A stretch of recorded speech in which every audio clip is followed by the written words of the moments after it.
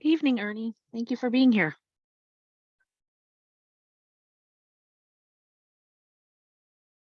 Good evening. How are you? Good, thanks. Great. Just making sure I've got my things all my ducks in a row. Okay. I will let you know that unfortunately Pam Reniger had a personal commitment Okay. she couldn't get out of, so she sends her best regards, but was unable to be here. Understandable. We'll just give my committee. They're usually here right at everyone on Zoom is used to just swinging in there right at 7. Yeah, no, I understand. It's nice that they're going to extend the remote capabilities. Hopefully, haven't heard it from the governor yet, but Yeah, we're watching it carefully. I assume yes, but could, she's only got a couple days here before it's run out. right. So All indications are that it's going to be a yes. So let's keep positive. yeah.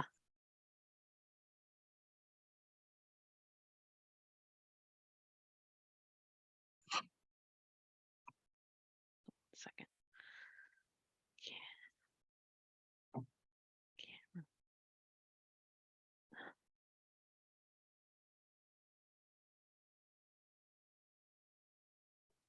Right.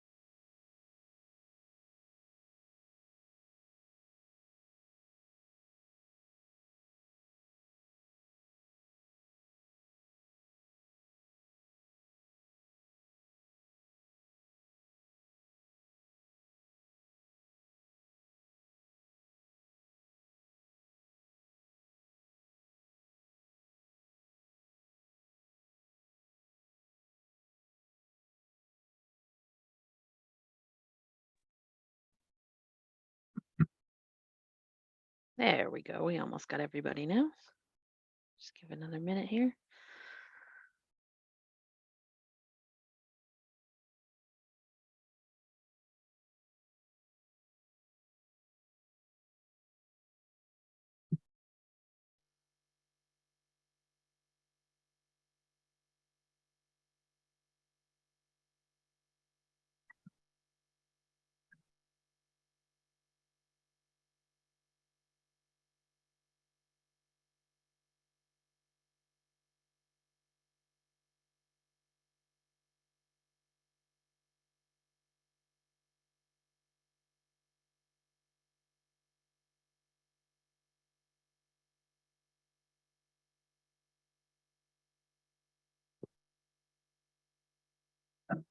Okay, good.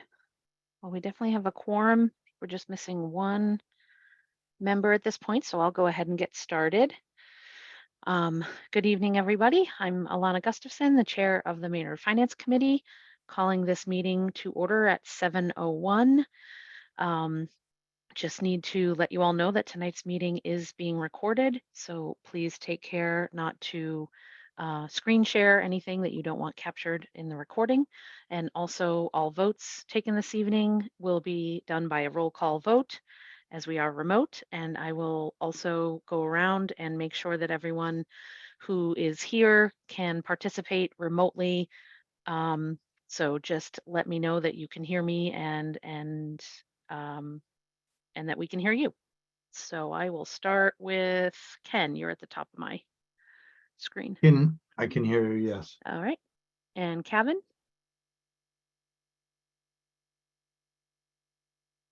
Good evening. I can hear you. Okay. I had to work the mute button. That's all right. Katie?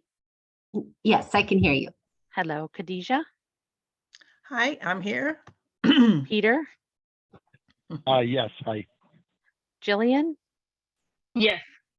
All right. And then later on our agenda, we have, Ernie Houle here from Assabet. And I see John Dwyer from CBC. Oh, Hi, John. And Justin DeMarco, DPW Director, who may be there or may have stepped away. He's a little later. Here. Oh, okay. Thanks, Justin. All right. So first on the agenda, we have the superintendent of Aspet Valley Regional School here with us tonight to give a brief discussion about their budget for this year. For those that are newer to the committee, this discussion is usually a little earlier in the year, usually February, but schedules and just getting budget numbers together were a little bit later this year. So we are heavy into our annual town meeting prep. And Mr. Hoole's aware of that, and he's going to do his best to just get to the nitty gritty. And we've all been given this presentation. And also, if you are a member of the public following along, if you go to the town webpage and the finance committee page, there should be a link there to board docs and all of the presentation and all of the warrant articles and everything we're going to discuss tonight should be there for you under the meeting for tonight. So with that, I think I'll just hand it over. I believe you should be able to share your screen. So go ahead and try that. And if there's an issue, I will try to fix it. All right, fantastic. Just quickly, good evening, folks, and thank you once again for having us as we come before you annually to talk about our FY24 budget. I had mentioned earlier to Alana that our esteemed school committee rep from Maynard, Ms. Reniger, was unavailable to be with us tonight due to a personal commitment. I will mention that we do have my Director of Business Operations, Maria Silva, on the call as well. So just quickly, let's see, I've got these things all queued up and hopefully we can kind of scroll right through. So Great. Quickly, just to give you some data about Maynard students. We currently have 68 students that are enrolled from Maynard. These numbers are always based on an October 1 number each year. This says October 3 because October 1 happened to be on a weekend. Oops, what happened? Sorry about that. As you can see, we had 16 students that are currently enrolled at Assabet in grade 9, freshman students that joined us this year. There's one English language student, 29 students receiving special education services, 2 students that are currently out on co-op, and there are 20 students that currently qualify for free or reduced lunch. And you can just take a look at the list. These are the shops in which they're distributed. And you can see 13 of your students are enrolled in the Design and Visual Communications program. The one thing that I will mention that I know I always get asked this question, and it's usually by Ken, is that what is the percentage of Maynard students that got their first and or second choice? And this year I'm happy to report that all 16 students got their first choice. So we're at 100% placement in their first choice of selection at Assabet. Any questions on this slide?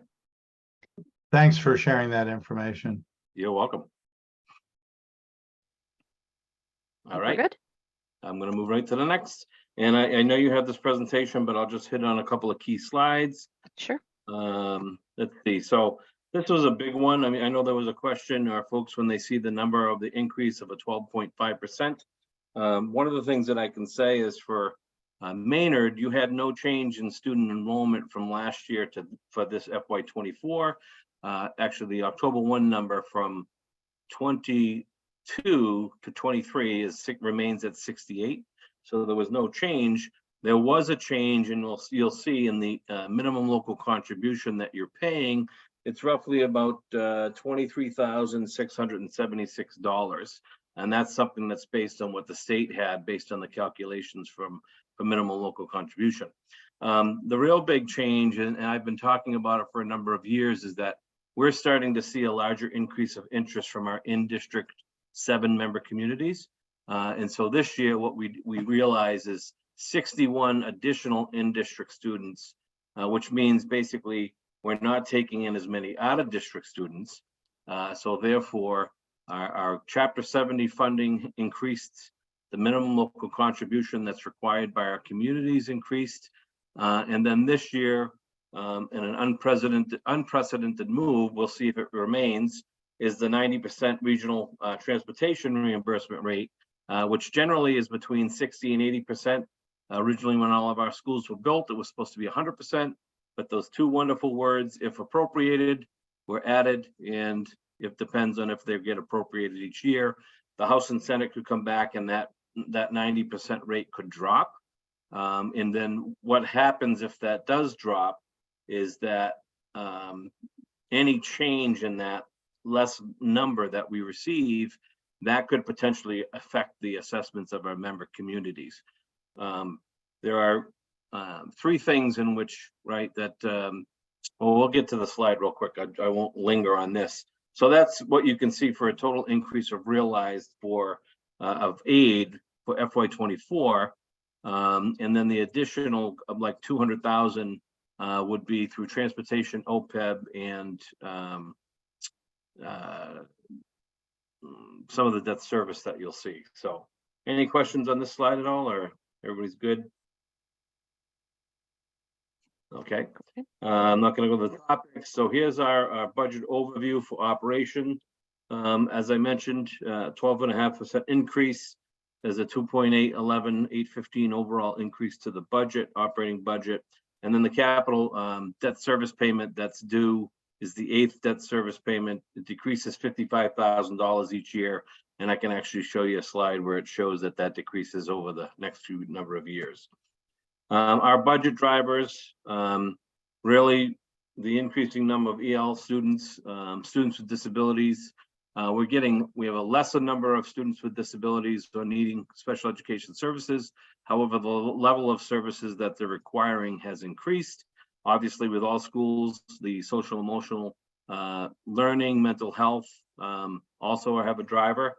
The one thing that's important to note that at Assabet, as we have academics only 90 days, we tend to maintain appropriate class sizes, and we have a lot of co-taught classes in the academic side of the house.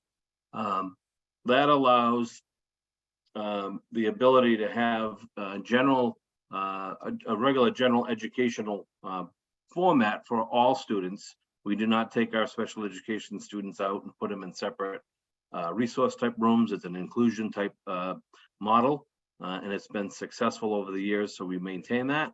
We also have seen the inflationary costs that everybody's feeling in our CTE programs. Just one quickly, I'll give you in the electrical wiring department. Obviously, if you need to get a quote for any kind of electrical, we used to have a quote that would last 30 days. Now it lasts a matter of hours because the prices have been changing so rapidly. And then it brings us to meeting contractual obligations and moves us closer to pre-COVID staffing and service levels. We do have 2 additional positions that we're looking to move off of grants, but the librarian and an elective instructor are 2 positions that we had to reduce in force prior to COVID. So we're looking to bring them back. And then the staffing changes, we've had 2 positions that were funded originally through ESSER, but after a number of years of being on that, they have to come off of that budget, off of the grant as it's closing out, and we're moving those into the operational budget. If you can imagine, we did not have a director of educational technology when COVID hit. So that was one of the things that we brought on when in September of 2020, we actually were in school during the CTE weeks. Our kids came to school every other week, and they had academics that were remote, but their actual hands-on learning was live and in person. Questions so far? All right, cool. I can't Um, see the whole screen. Oh, yeah, so- sorry. I do have one quick question. The librarian, were you without a librarian entirely, or you have more than one? No, we have a library para right now filling that role. So we do not have, we had a librarian prior to COVID. And then because of the lack of students in the academic side of the house physically being in the building, you know, in order to make some cuts to make adjustments elsewhere, we said, okay, well, this is something we can go without for now, but now we've been back and we haven't been able to put it into the budget. Okay. If you look at this slide, these are the enrollment changes, and you can see Maynard right there, fourth one down, zero change. But you can see a very telling, and I've mentioned this earlier, is that the amount of out-of-district students is decreasing. So you can see the number of decreasing students. Currently this year in the freshman class, we have only 11 out-of-district students. At one point in time, that number used to be 100, 125. So as more in-district students join or come to the to Assabet, we see a cost shift, which moves to our member communities of costs that were associated with those out-of-district tuition students. Let's see, method of assessment there. The minimum local contribution. Let's see, we'll just look at this one real quick. So, oops, wrong way. So this is the MLC, minimum local contribution tab. Basically, it's the aggregate wealth model, right? So depending upon median income, the amount of industry that you have in your town, what the average housing prices are. There's a whole great big formula, right, that they plug into, and then based on the number of students you have, that's how this formula calculates the regional allocation. And so you can see by the towns there, based on the number of students they have, you can see whether it goes up, goes down, remains the same. You folks have the same number of students from last year to this year. However, there was an increase in the formula of 23,676. Okay. And again, this is something that's through the state. Assabet has no control over what the minimum local contribution is. The other thing I'll mention too is the Chapter 70 funding. I think we're at a rate that we've never thought we would see before. The per pupil expenditures increased 9.6%. It's generally been, the highest it's ever been is probably about 7%, but it generally hovers around the 3 or 4%. The year of COVID, it was about 1.8. But this year, with the governor's investment in education, including the Student Opportunity Act, it was a very large increase. Okay. And then this is the slide that basically breaks down Maynard's complete assessment. So the FY24 assessment, you'll see it 4 columns over from the left for Maynard. That you get your $1,022,532 for the minimum local contribution, and then the busing, as I mentioned. You can see to the far right in that yellow column, it says $546,603. That's the total difference of what Assabet has to pay on the current contract that we have. So that number, including the reimbursement that we're getting, which you'll see on the revenue slide in the next, will indicate the total amount that costs for transportation reimbursement. Well, like I said, if that number were to change, Maynard's $38,279 could potentially go up or go down, depending upon whether they fund it either more, keep it this. If it stays the same, we'll be at that number. If it were to go less than what they're going to reimburse us at, that number may increase. But that basically number gets shared between our 7 member towns based on your operating share, which is down at the bottom in that kind of salmon color, 7%. The 3502 is based on a $50,000 investment for FY24 in OPEB. It had been at $35,000 for at least the 8 years that I've been here. And so we decided to bump that up to $15,000 because our auditor said you'll never meet your liability at $35,000. So you'll see that Maynard share is 3502 for that one. So that total of 41,781.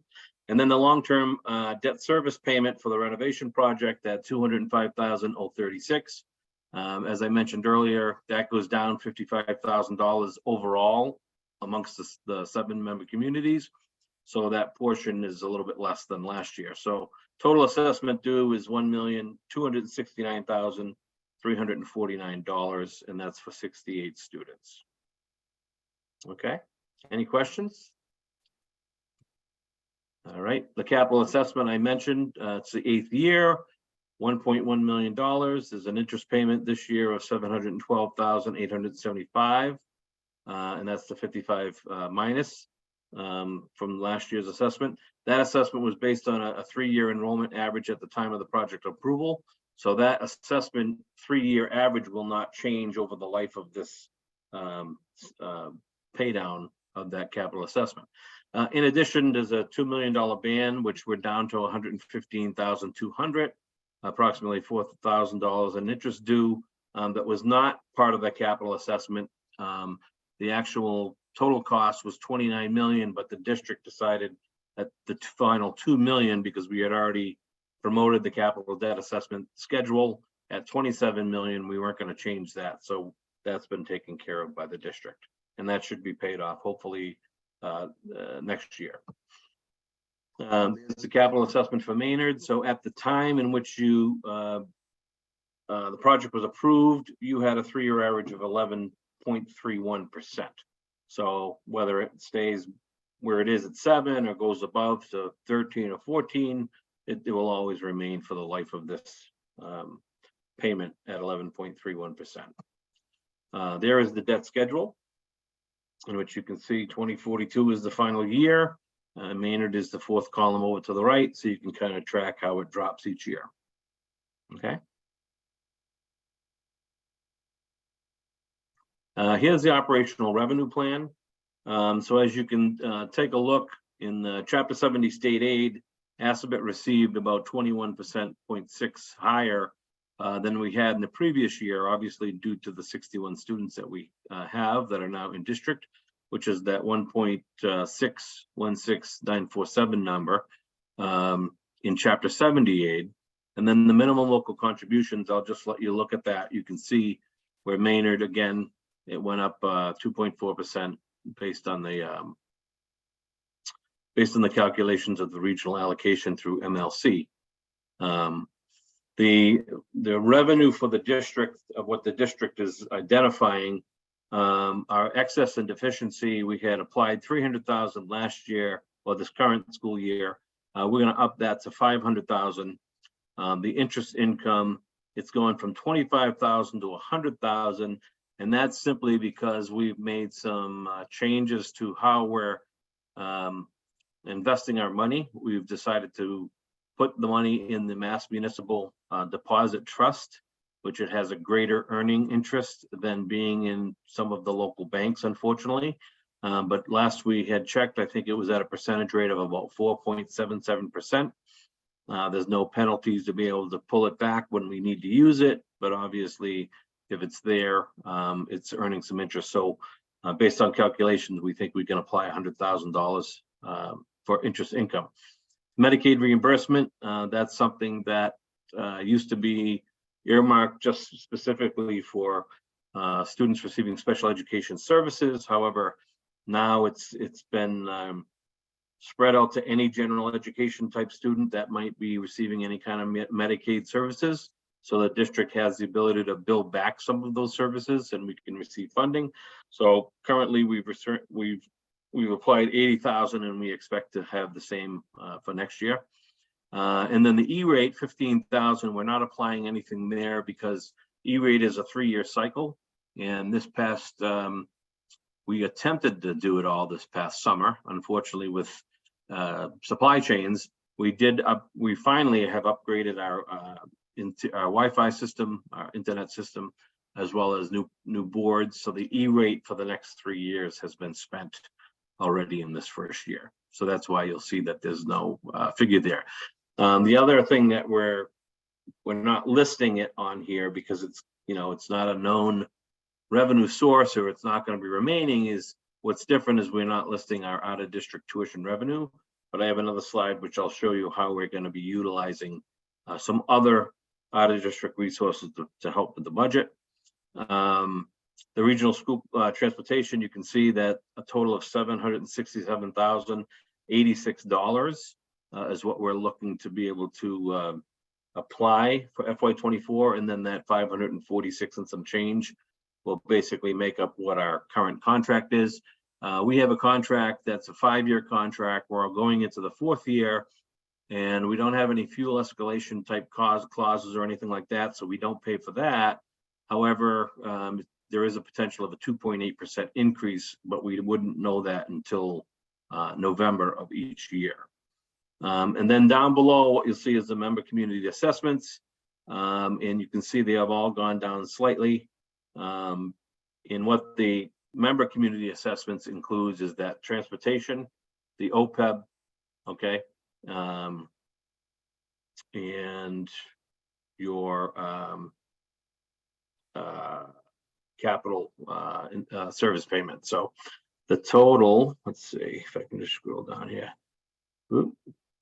No, I don't. So yeah, it's down the bottom there. So the total budget number down there is $25,288,374. Any questions? So out of district tuition, this current year we're using 3.5 million towards the numbers that you see in the line items that you see there for legal services, health insurance, electricity, and Mass State retirement. In the FY24 budget, we're going to be applying $2 million of out-of-district tuition towards the health insurance. That's why if you look at the health insurance line within the on the next slide, you'll see that it goes from 143,000 to like 643,000 and some change. We're allocating that right now there's 250,000 that's not accounted for in the FY24 budget, but we're adding another 250, so it's at $500,000 jump. Right now we are in the process of understanding what our claims data is. We haven't got a percentage for renewal for the FY24 school year. We were one of the organizations that had Fallon Healthcare before they had identified that they were leaving the commercial business of healthcare and going strictly to Medicaid. We did sign on with Harvard Pilgrim Healthcare, but because we just signed in July with them, they're still reviewing claims data. But what I will tell you, not in a great way, is that the insurance information on insurance rates are anywhere between 7% to 13.75% is what we're hearing.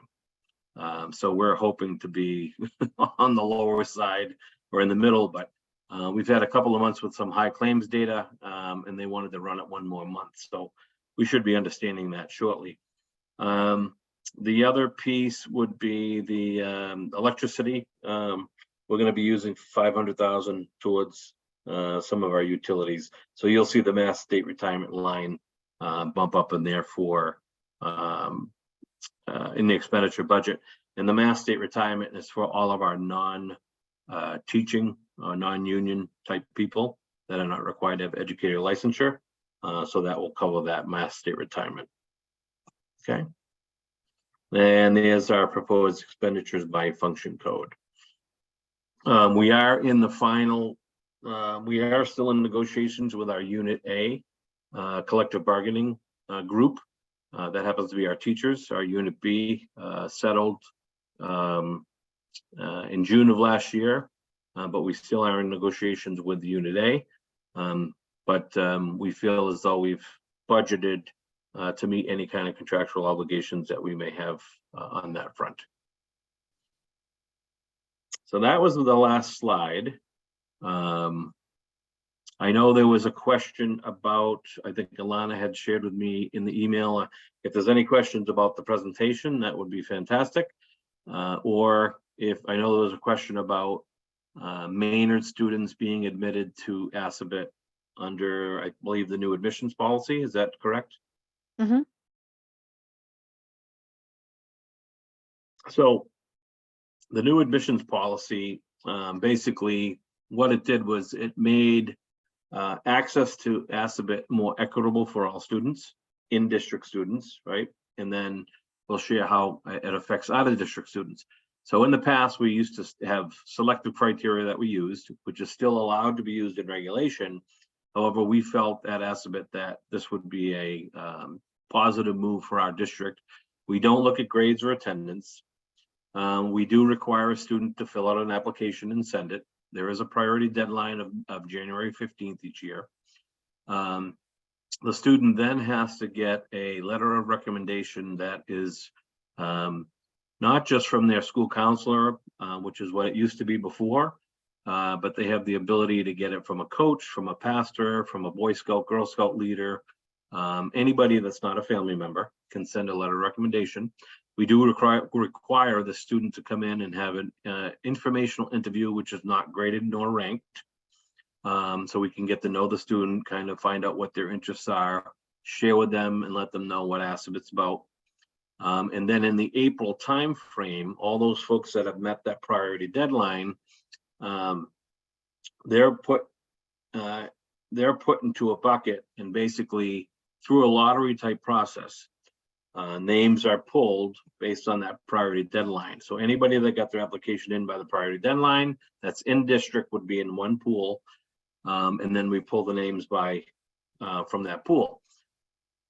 In order to make sure that all of our communities have the right representation, we looked at a 3-year average of the most recent 3 years to set a minimum standard for all of our communities.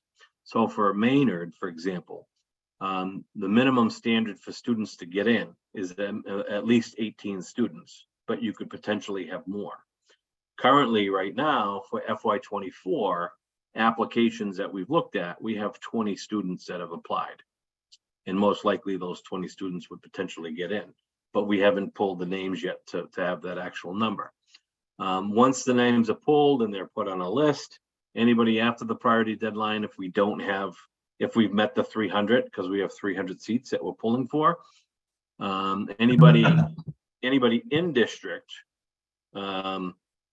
if we've met the 300, would then be put onto the waiting list as they're pulled from the hat until we get through the full list of in district.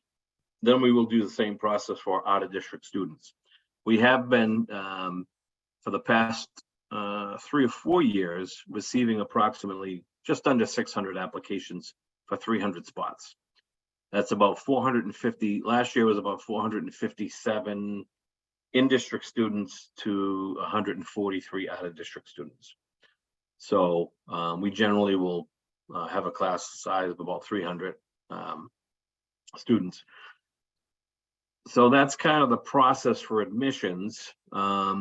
Generally in the upper grade levels, we sometimes will see some transfers in the sophomore year, not necessarily in the junior year, unless they're coming from another vocational school that has moved into, and they've moved into one of our 7-member communities.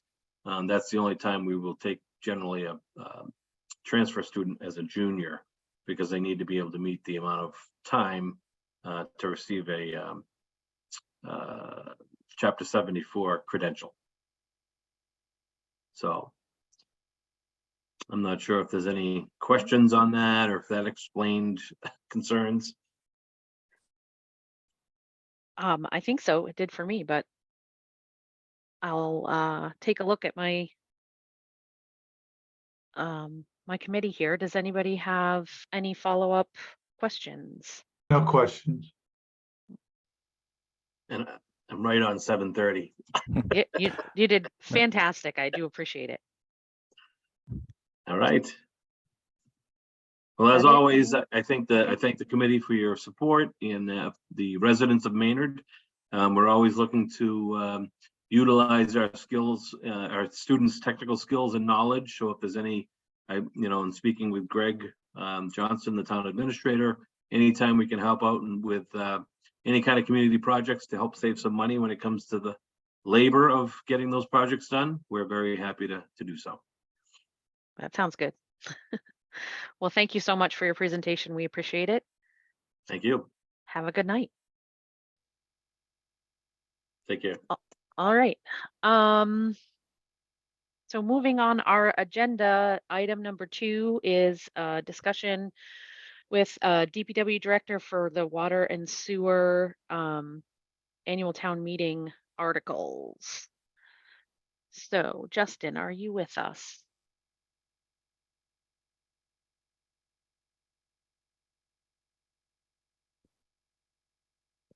Hello, Hi there.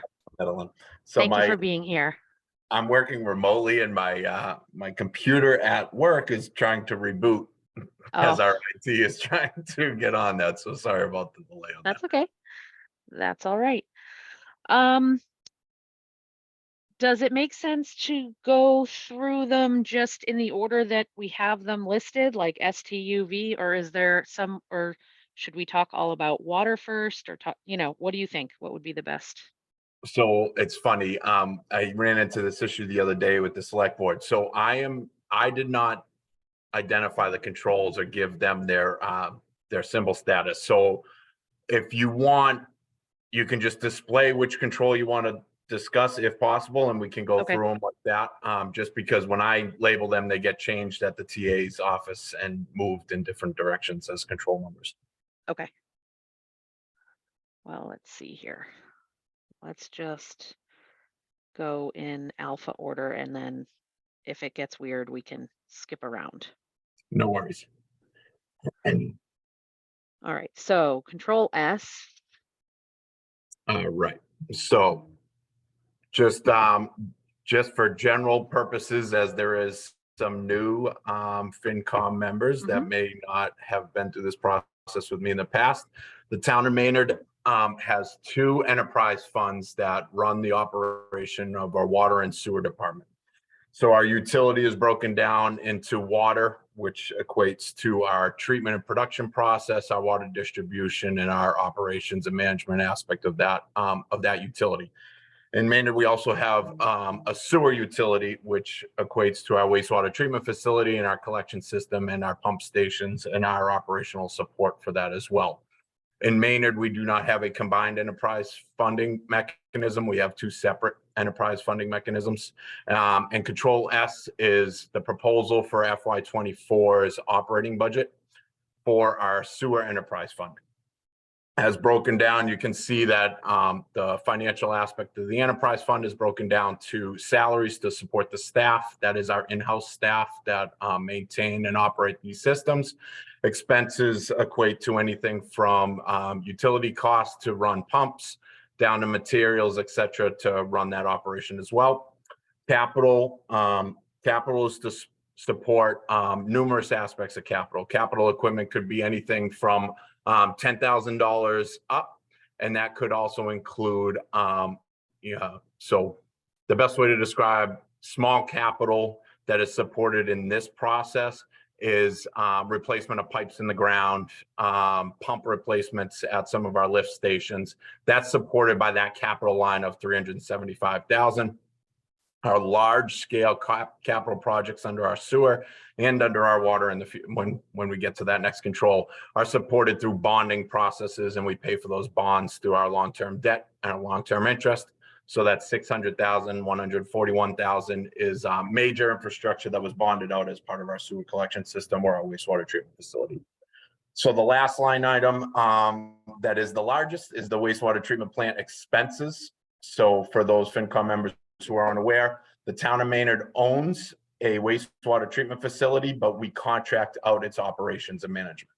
So technically, I'm the contract manager for that service, but the service cost is roughly almost $1.1 million per year to operate that facility, and the remaining items to equate to that 1.441 is the expenses exclusive to the wastewater treatment facility. So chemicals exclusive to that treatment process, things of that nature. That is just broken down for transparency purposes.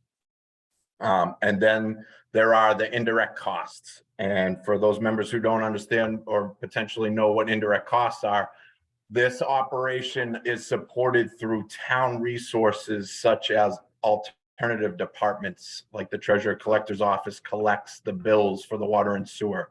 The finance director, the town accountant all do work on behalf of the water and sewer department.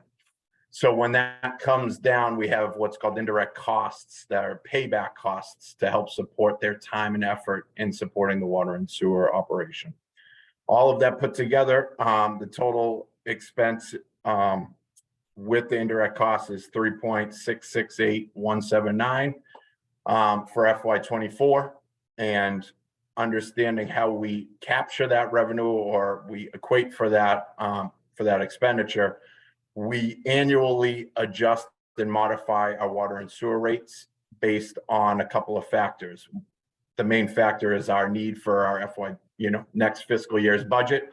We also capture in other financial mechanisms like reserve funds, stabilization, free cash. So in terms of enterprise funding, free cash is described as oh, why am I drawing a blank on this? I'll get back to it. So just consider free cash and sewer. I don't know why I'm missing that one. And we utilize those funding mechanisms to help support other aspects, such as one-time capital projects or one-time offsets for emergency measures in regards to the operation. So with that being said, Alana, do you mind moving down? Mhm. Okay, so this is a 4.9% increase from FY23. And as described in our request for water and sewer rate adjustments, financially, we've positioned ourselves over the last several years to handle ebb and flows in the economic market. And with that being said, we are going up with a 4.9%, which is actually under inflation. So inflation at this point is less than 8%. But during these processes, we were contending with 8 to 10% in market fluctuation. And a significant amount of that market fluctuation hits this type of operation in regards to chemicals, materials, things of that nature that are out of our control. We have cost control measures for our internal staff, as those are collective bargaining agreements that are typically within your 2 to 2.5% range. But both sewer and water rely heavily on service contracts and materials to support those. So they kind of fall volatile to the economic market. But we've positioned ourselves financially very well to kind of handle some of that stabilization. So we are actually happy to present a 4.9% budget increase. Okay. Any questions on Control S? Retained earnings. It just came to me. So There we go. pre-control Retained enterprise fund earnings. is retained That's earnings. right. Sorry. Kevin, go ahead. Yeah, so that sewer capital line item, is that actual expenditures or is that a savings account for a future big purchase? No, those are line items. So Okay. those are line items that are used annually. Okay. Those line items are, the best way to describe it in terms of general fund would be like a pay as you go capital. So we have there's 3 capital lines that are baked into the operating budget that allow us to do small to mid-range size capital improvements without bonding. So the more we can build that up, the less reliance on bonds, and we're not looking at interest payments long-term. So we've been building that up in a nice, slow, progressive nature to kind of improve a lot of that infrastructure that our in-house staff is capable of providing. So like I said, pumps, things of that nature that we're not necessarily bonding out for. That line item isn't used to help offset larger projects. We still have to bake in those long-term principal debt and interest line items based off of, we'll just say an imaginary project that we've been putting together for 5 years. We'd financially provide funding mechanisms slowly so that we can avoid a large peak. We've done this in our water enterprise funds. Fortunately for the town of Maynard, I wouldn't tell you that our sewer system is in great shape, but if you were to weigh the 2 systems we have, our water system is in far worse shape than our sewer system. So our focus here over the past 4 years was really to increase our water capacity, our treatability, and our distribution network just to support growth. Our sewer system is a little better shape, but even though they are both two different financial mechanisms, the bill still relates to the same resident. So a majority of our residents have water and sewer. It is roughly about 98% of our residents have water and sewer. So when you see a water and sewer bill, it is a combined bill, even though they're two separate funding mechanisms. And we understand the impact of moving two processes forward at an extreme pace and what that burden would be on our customers when we refer to our water and sewer. But at the end of the day, they're still our taxpayers as well. And you can have the argument that real estate tax hits them, water and sewer bills hit them. At the end of the day, you're all paying for it one way or another. So we really try to focus our highest priority and kind of strategize and how we're going to move that forward over our 5, 10, and 15-year capital plans. One other question, if I may. Yep, sure. So when we say sewer, is this referring to human waste and runoff and rainwater runoff, or just the human waste component of the sewer? Yeah, so there's technically, it's funny you say that, Kevin. So I presented to the select board what's called a stormwater system feasibility study, which would potentially incorporate a third enterprise fund in the future. So this is just human waste. Okay. There is no combined sewer and stormwater in Maynard. Those aspects of infrastructure have been removed periodically by metropolitan areas. They were commonplace in old, larger metropolitan cities such as Boston, New York, because at one point, human waste was not regulated nearly as much as it is now, and it was okay to dump them in the rivers. That was the industry standard 80 years ago. And that's why Yeah. the Charles River is famous. You got it. And most rivers are. That's the Clean Water Act. I mean, all of that came from Kevin. But so in Maynard, we're very lucky. We do have some issues with our sewer leaching into our stormwater. So when our sewer system fails, so the collection system as a whole can fail, there's leaching, which we refer to as I&I, which can impact our river still. But this actually does not support stormwater, and not one penny goes to stormwater. Okay, All right. that's all my questions. Thank you all. Any other questions on this control? All right, give me 1 second. I will get the next, which will be very similar, just looking at the water instead of the sewer.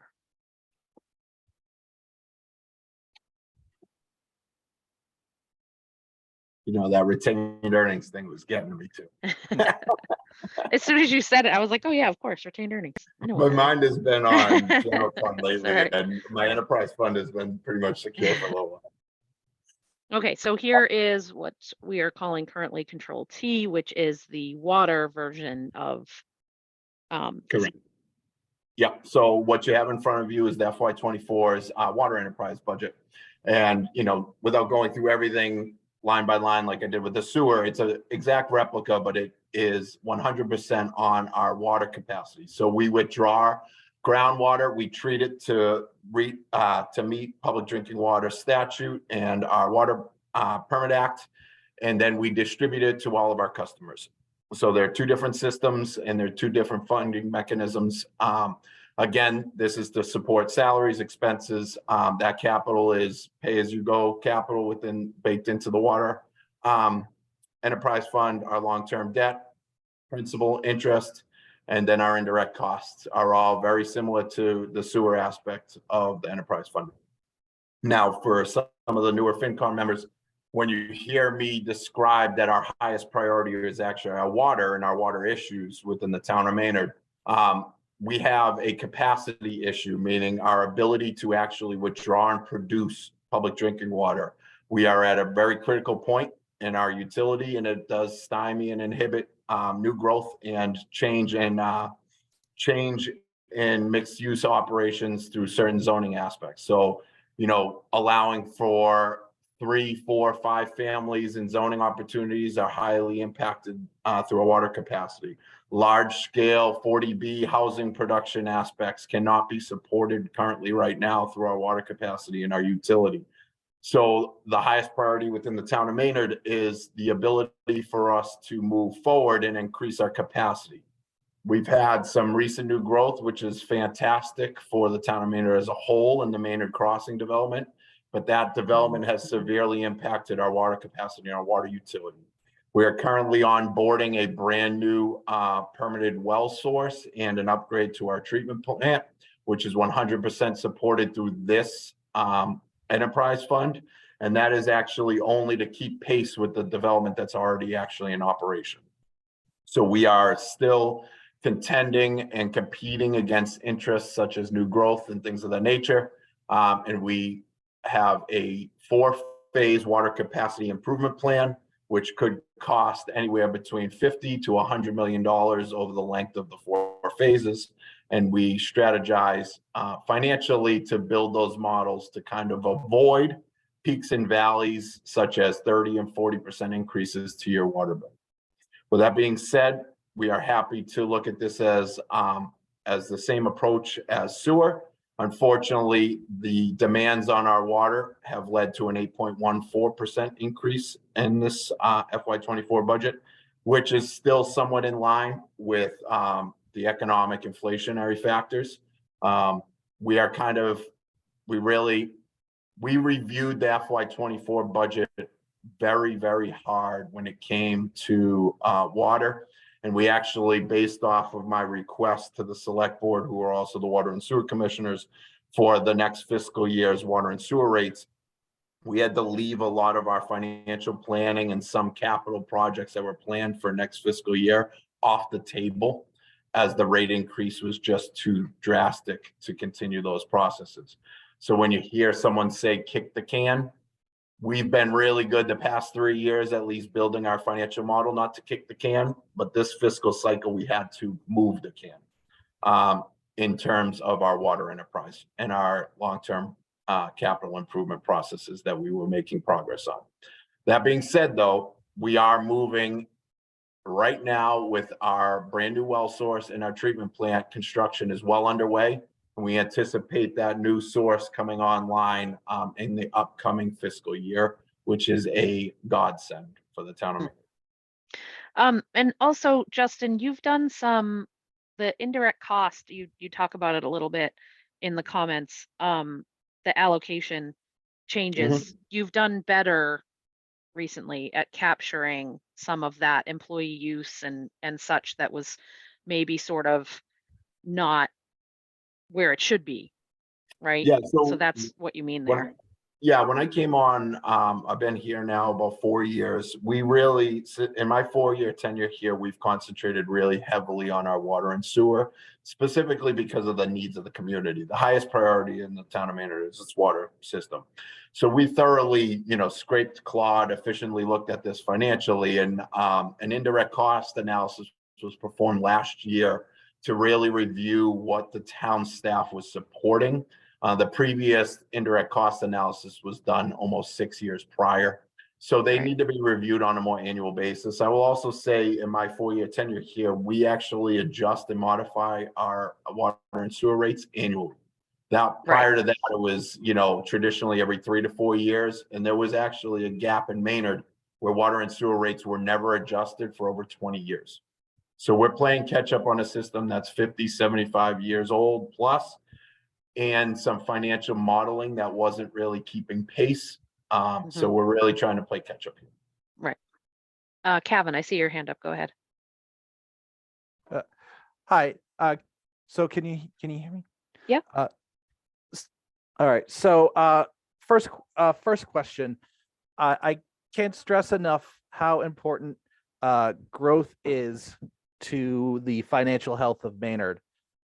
So I know you mentioned, Justin, that our water supply is really restricting the building of large, dense residential buildings.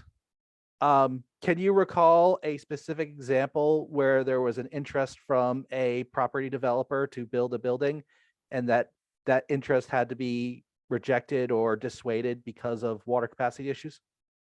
Yeah, actually, so in my 4-year tenure, we've been approached by 3 separate developers who wanted to build roughly 400 to 500 units in the town of Maynard. 2 locations were on the Powder Mill corridor, and the most recent location was actually on the border of Sudbury, an old tree farm out by our well fields that has a large parcel that is up for sale right now. And a developer, there was pretty much 3 instances where the developers were looking at 450 to 500 plus units, trying to meet the state's goal of housing development, trying to fit those into what is the remaining large scale parcels. So if you're unfamiliar with the town of Maynard as a whole, it's very dense built up already. So what ends up happening when you run out of land mass is you typically go vertical. There is some carved out parcels left in Maynard that are undeveloped, but they're few and far between. A couple of those large scale parcels are within the Powder Mill corridor and on the border of Sudbury. So development is scarce there to begin with, but yes, we had to deny those developers based off of water capacity issues. And So am I- the scary situation too is we can control our zoning as a community, we can control our density, and we can control this growth. What's really scary is the fact that there could be a 40B, and we're very dangerously close to having that door opened, where a lot of the zoning and the requirements of control from the town are actually pushed aside. With that being said, there's not necessarily a guarantee that they hook into the public drinking water source. And that might be our only saving grace from protecting ourselves from that. But that still puts a lot of stress on the community when you're a very reactive process to a developer as opposed to a proactive approach where we're, proactively designing our infrastructure to handle that kind of growth. And that's where we should be aiming. With that being said, increasing our water capacity as a whole not only meets for new growth, it also meets for contingency in the actual infrastructure system. Currently, right now, to meet our water capacity needs, we're running our operation beyond reproach. Our pumps are running sometimes 24/7, and that just shortens the life cycle of these mechanical items. It also puts stress on the treatability aspect of our water coming out. Our water quality dissipates based off the fact that we're just trying to keep up with demand. So there's a number of factors to look at here when we're talking about water capacity increasing. And You my had another question, Kevin? Yes, my second question. I know you said this before, but I think it's important for the residents of Maynard and the town meeting voters to hear, because a lot of people are going to ask, hey, on average, my water bill is going up 8%. Why is it going up so high? And I know you said this before, but I think it needs to be restated so that these long-term debt line items, that's not just for current expenses, but that is also factoring in future expenses that we're going to have. And your strategy here is to gradually increase year over year, so we have a smooth ascent path to get to the level of rates where rates need to be, without shocking people by doing a drastic 40% rate increase in a single year. Is that Kevin, correct you're understanding? right on. The best way to look at that total debt, principal, and interest lines is a majority of that, actually almost 80 to 90% of that, is projects that are already come to fruition, that are in operation. But we have been building in, when we have what's called debt fall off, we've been building in that cost so that we don't necessarily see it potentially go down, but we build it in to avoid large scale peaks in our revenue requirements. What ends up happening is there's been a long culture in Massachusetts and across the country in regards to a majority of public drinking water and sewer systems are operated through towns and cities where your electricity and natural gas subsidies are not. They are run by companies that have overhead profit margins. Now, when's the last time you didn't see your electric bill go up yearly, or your gas bill go up yearly? When's the last time your cell phone bill didn't go up yearly? So the management of these utilities sometimes comes into play when they're managed by the same people that are affected by its bills. You have board members that have to vote on these increases. This utility, like every other utility, needs to be operated as such, meaning there's ebb and flows and there's demands beyond reproach. And sometimes controlling those is hard. And the lack of investment in a system for 60 to 80 years is coming to fruition. You can say the same thing is actually happening right now to the electric grid. A majority of the IRA and the ARPA funds actually went to electric utilities to upgrade their grids to support renewable energy in the future. If we don't invest in our current infrastructure, we're going to be forced to do it in waves, large scale financial waves. A majority of our water and sewer infrastructure was put in place at the same exact time. So when it fails, it's going to fail at the same exact time, unless we proactively approach it in phases, which kind of help allow for the avoidance of a large scale peak in need. That was very extensive. Thank you, Justin, for clarifying that. And I hope You're welcome. I hope the town meeting voters and our residents hear that. Thank you. Any other questions on this control? I had a question. Sure, go for it. Hi, Justin. Hi, Peter. Can you just, I'm looking at the FY24 budget compared to the FY23 budget, and there's a pretty dramatic difference in the long-term principal and interest. So last year, it looks like the principal was about 500,000 and the interest was about 100,000. But this year, they're, much closer. And in fact, the interest is higher. I'm just curious what that's about. So kind of to speak of that debt fall off. So we actually had a large amount of principal forgiveness come off the books, and we actually captured new debt with our 4A treatment plan. So when you have that new debt, it comes as mostly interest payments up front, where the principal payments go down. So we had principal forgiveness fall off, and then we pretty much captured that with our interest of our new capital projects. Okay, all right, thank you. So that's kind of to reach what Kevin was relaying. So when we're forecasting, we look at that fall off and can we plan our capital improvements to kind of mesh with that so that we're not having these huge spikes in our cost. And are these I imagine these that 4A that was a fixed term bond, fixed term, fixed payment? So technically right now we had authority. So I'll give this a quick one, but we had authority of 5 million, 1 million, 1.5 million, and then a dedication of ARPA of about 3.4 million. So technically right now during the process, we're utilizing all of the ARPA funds, the 1 million, the 1.5 million, but based on the actual interest rates, we are banning those. So we are advanced noting them, meaning we haven't actually bonded them. And currently we're starting to dig into the $5 million allowance. But again, based off of the interest rates, we're allowed to ban those, meaning there's not necessarily a cost yet.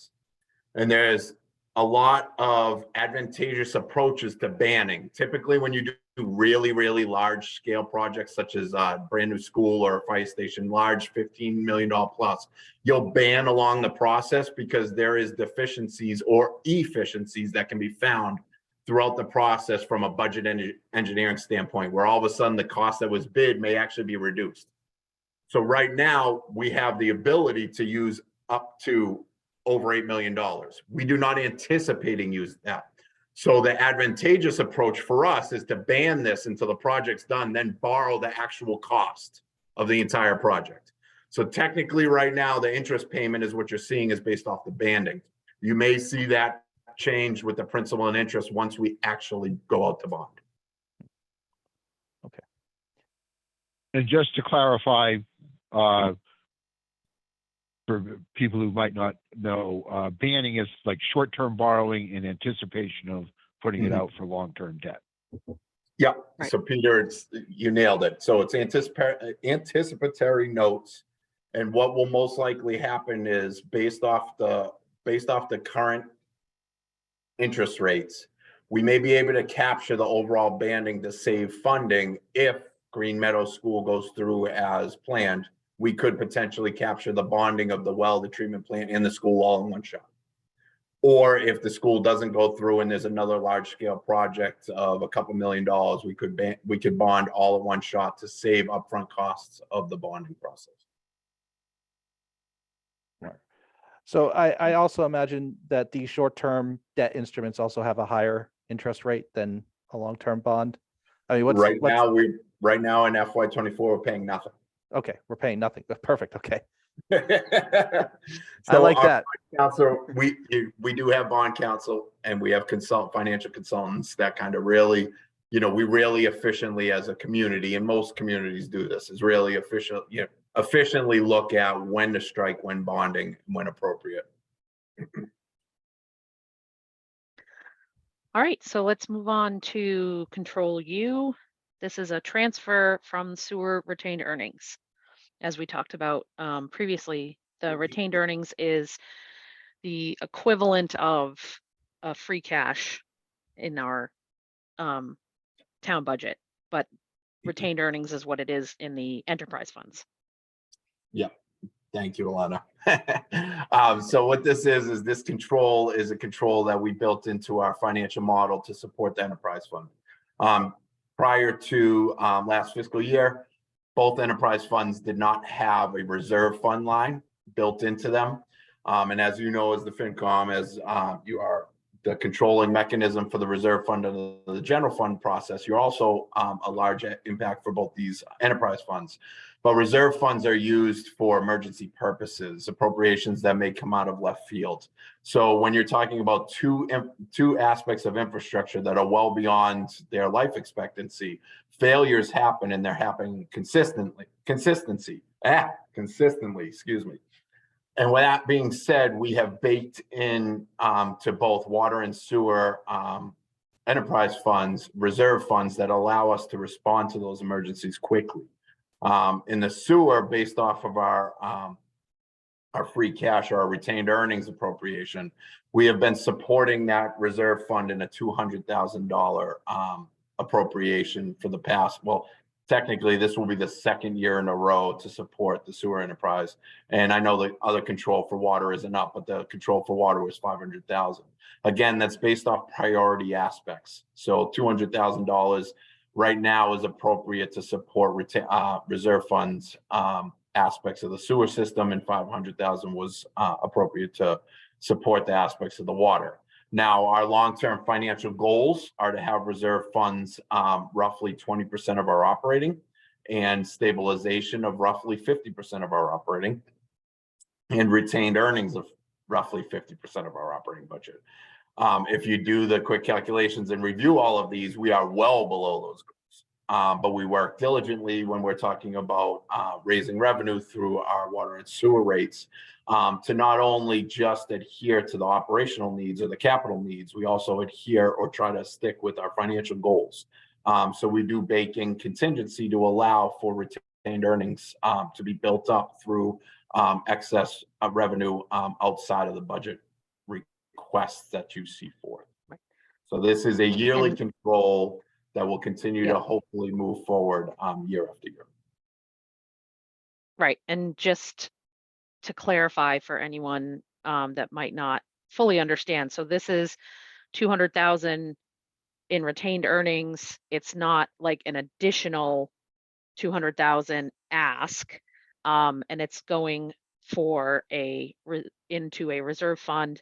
It doesn't have a specific use at this moment. It's a reserve fund for use when needed. Correct. Yeah, so there's no additional revenue requirements. This is just a transfer of allocations. What it does, though, is it allows for our internal mechanisms to respond quicker, meaning order operations.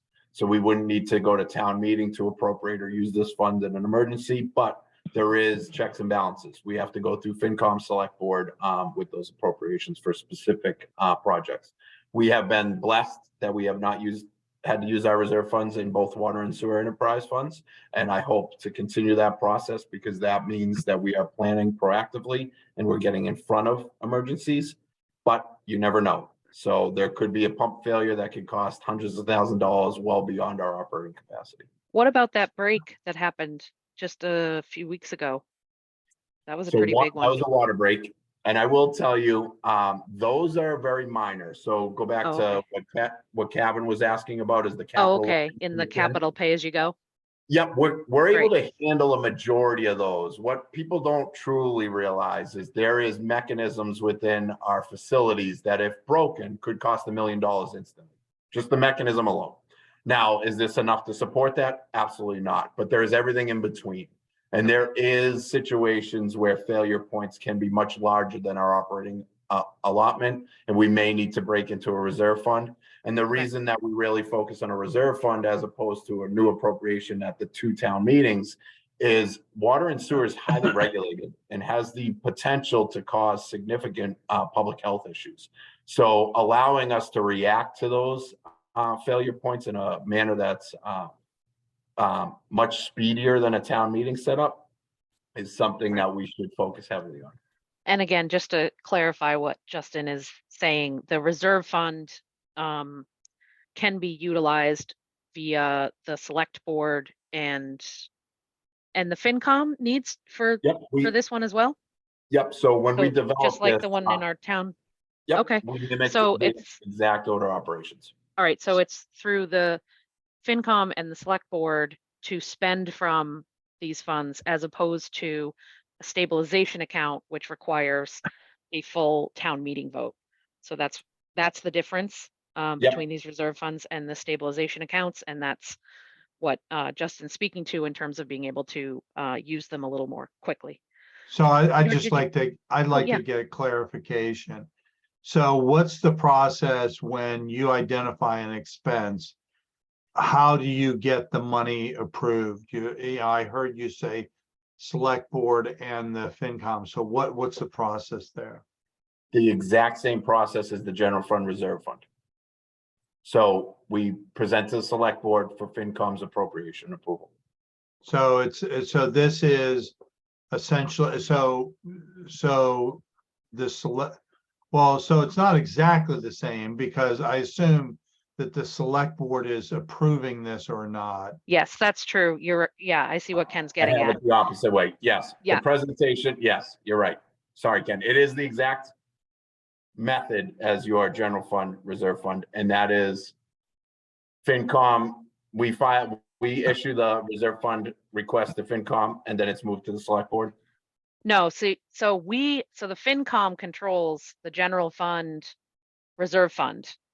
That's You us control this too. entirely. The Nope. select board looks at it and says, yes, we'll send this on to FinCom, but it's actually our approval alone.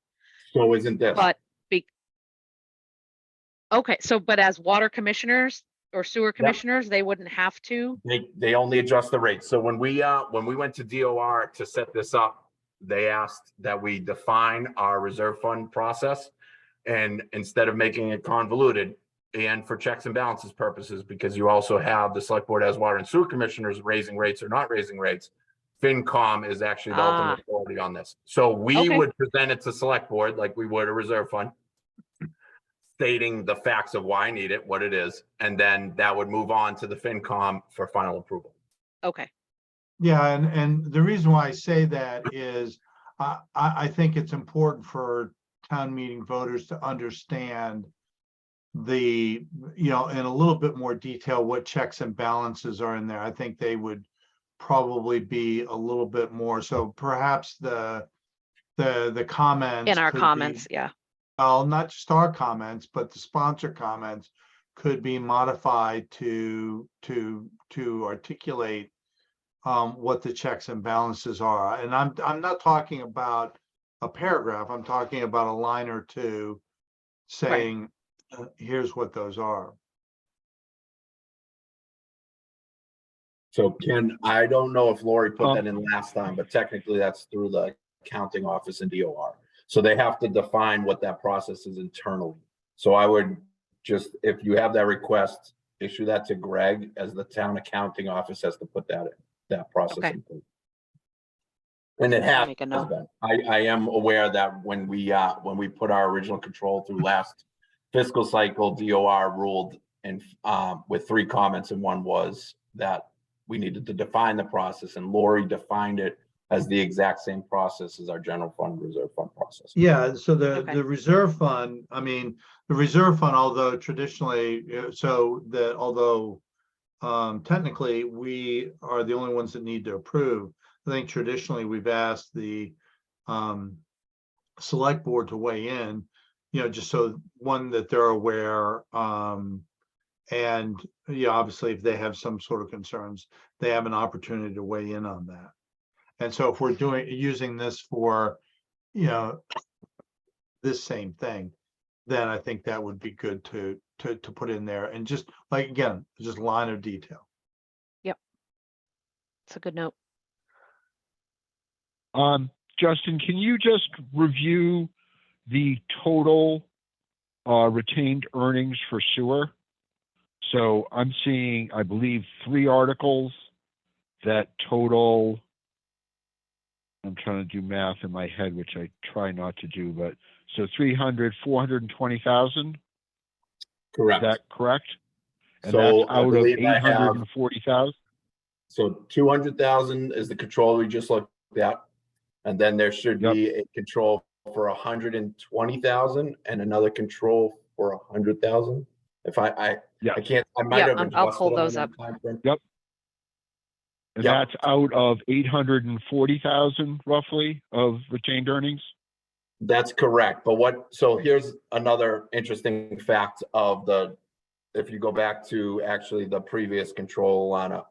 Oh, So okay. technically, when we first moved the 200 and 500,000 out of water and sewer, we moved those out of retained earning as well.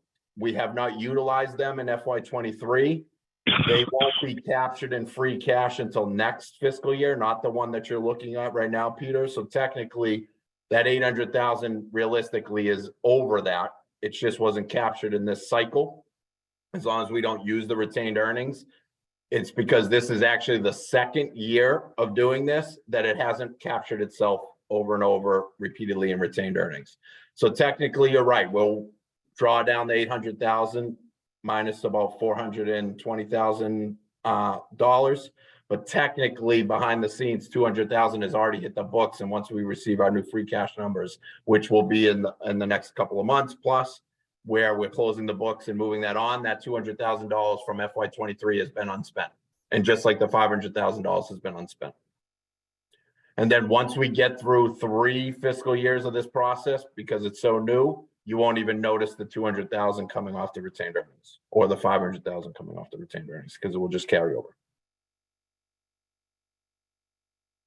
Right. Okay. And so the difference between the 420 and the 840 plus whatever unspent from this year is just goes into next year's free cash number or retained earnings number. Correct. Yeah. So this has to get, so based on the enterprise accounting mechanisms from DOR, we have to, when we appropriate it from our retained earnings, we have to bake it into a line under the operating budget that's called reserve fund. But then our internal mechanisms that we just discussed don't allow the DPW to just utilize that funding. And then what happens when it's unspent is it auto hits retained earnings once close a book and that the accounting aspect takes place. The same approach happens when we're talking about when we build in financial contingency. So we've been baking in line items for long-term capital projects such as Old Marlboro Road and our water operating budget of 50,000 and then incrementally increasing it. And that hits our free cash, which helps with our long-term financial goals. But at the same time, it's consistently baked into the budget. So then when we raise it another 25,000, we're only going up 0.25% in the revenue requests, and we're building that financial contingency. The same is being done here, but we're not necessarily building on that 2 years in a row. But in essence, after this next fiscal cycle, we could add another 50,000 to this potential request out of appropriations. And really, we're only actually asking for 50,000 more. So it starts repeating itself. So then you won't necessarily see a large scale dip in the retained earnings. Okay. So this was hard, Peter. I know we discussed heavily on, some of the theory behind moving. We moved the stabilization. You remember that we moved both water and sewer stabilization as an aspect of creating these reserve funds last fiscal cycle. And we had a conversation of, okay, we're drawing down our stabilization. And at this point now we only have reserve and retained earnings. So we are at that point where we're only necessarily have retained and reserve fund. Reserve fund and retained earnings. But as we start to cycle that through and we build up our reserve fund, we're able to either build up our retained earnings or start to impact or revitalize our stabilization accounts. And ultimately, we want all 3 accounts healthy. So we want healthy reserve funds, we want healthy retained earnings, and we want healthy stabilization. And that will eventually allow us to really take the brunt of major failures without financially impacting the next fiscal year. Okay. All right. I'm gonna keep going here because we still have a few controls. So this one is a little different.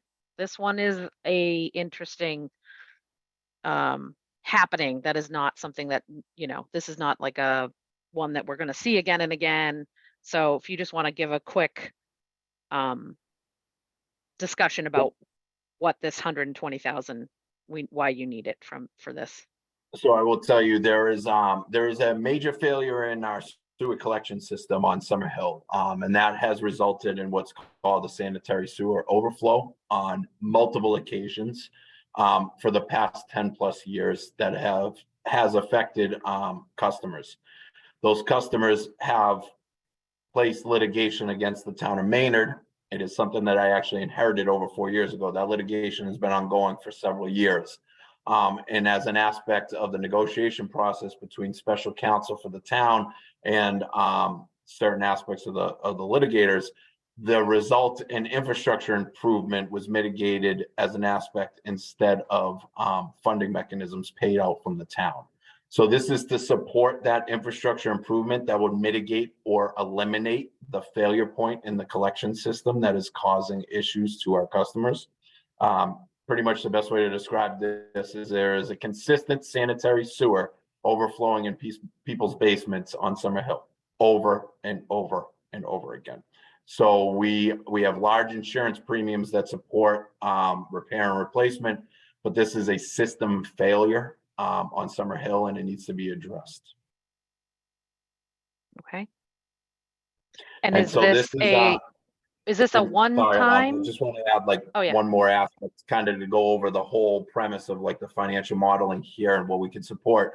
The idea why we want really a heavy reserve fund, a heavy stabilization, and a heavy retained earnings is this is an example of a mid-tier capital improvement. So $120,000 to me and you seems like, wow, that's a lot of money. Well, we're talking about a infrastructure that I could dump $100 million in a blink of an eye. This is very minor, but instead of bonding for this, as Maynard has in the past, we're able to handle this with retained earnings as a one-time appropriation. Okay. And is this going to be a one-time, like this is going to fix that issue and it should be Correct. fine moving forward? Yep, this is fully engineered, fully designed, been approved and accepted by the plaintiffs as the process. Both special counsel and the representative of the plaintiffs also are aware that appropriation matters. So everything has come to a halt based off appropriation and process. But this is the resolution approach. Okay. And again, this is coming from sewer retained earnings. This is not an additional $120,000 ask from our customers. This is, yeah, it is moving it around. You got it. And are you allowed to disclose, because it's ongoing litigation, what happens if this does not pass?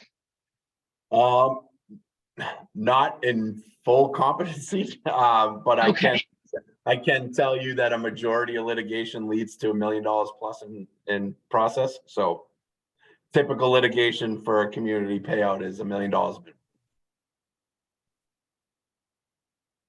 Okay. Is that And- something like we can mention in our finance notes, like saying something like, if this doesn't pass, like the town could face litigation? So you can definitely put it in there.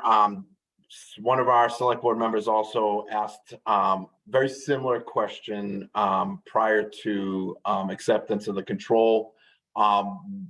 Both myself and the TA are going to weigh in with special counsel on what can be written or what cannot be written, just so that we don't necessarily violate that process.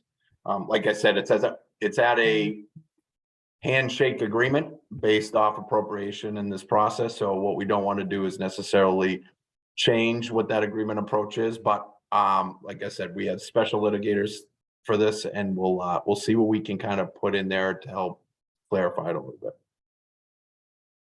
Okay. Any other questions on this one? Okay.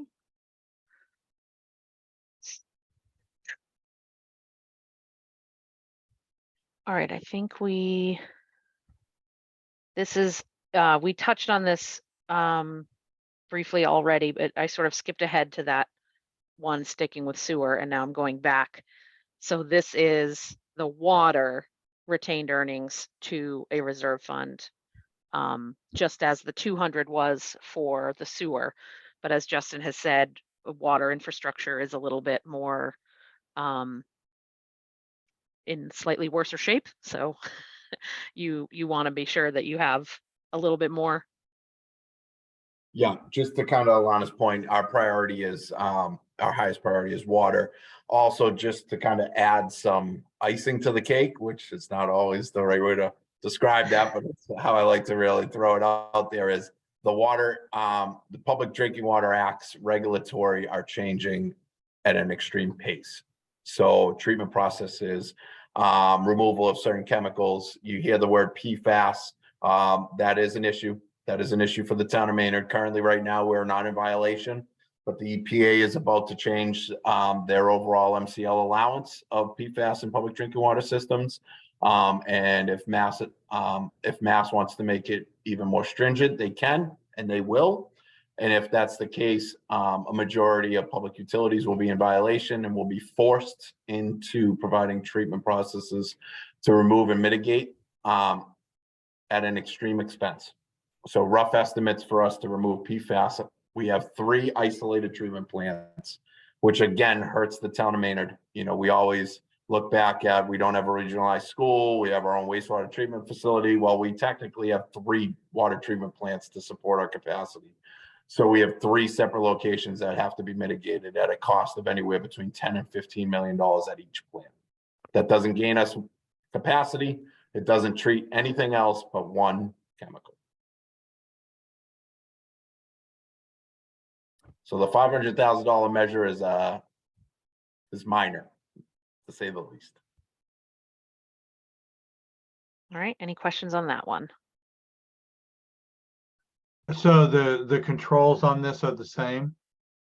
Yep, absolute So- same, so- for the Water Enterprise Fund. So again, Alana, I would say the same Yep. comment here. Absolutely.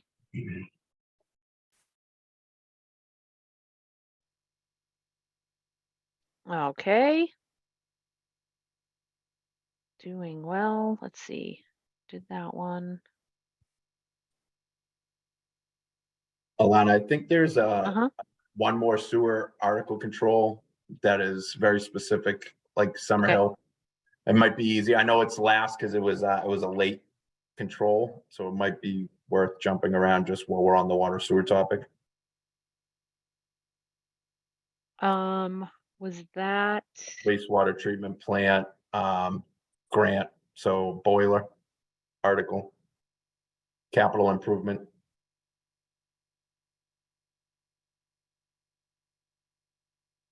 I think I did have that one up. Hold on.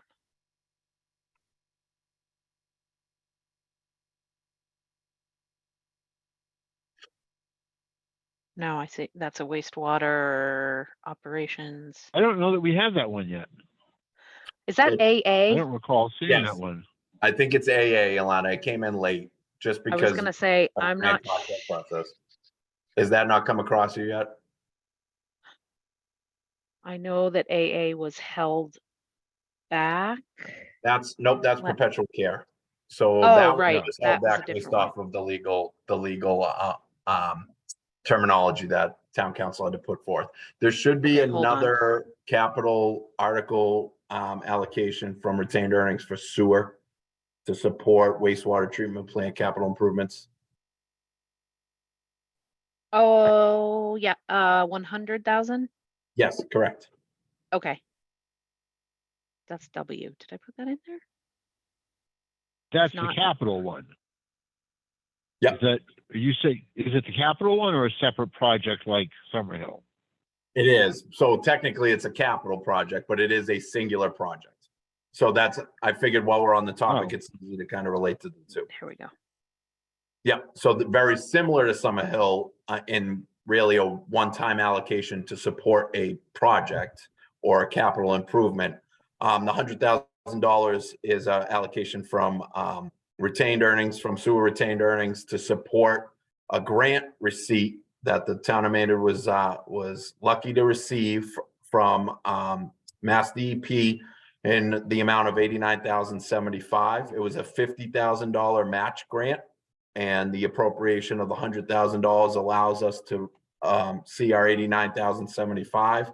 And when I say it's a 50% match grant, is the $89,075 is what we receive in grant funding from the state, but we actually receive incentives from Eversource based on the model type and boiler process. So technically, roughly, the town of Maynard is receiving, based on our project, about $100,000 worth of funding mechanisms to support the boiler replacement, and it is our financial match of the other $100,000.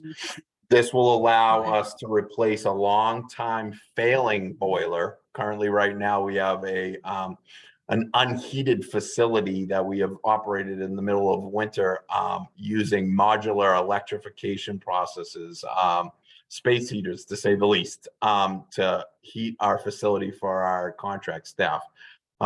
We're able to acquire this grant, and we're looking forward to resolving this failure and a long-term capital improvement of the wastewater treatment facility. So to go to Ken's theory way in the past, and I don't forget, Ken, supporting grant funding to make sure projects come to fruition is a main priority, and it is such within our water and sewer utility.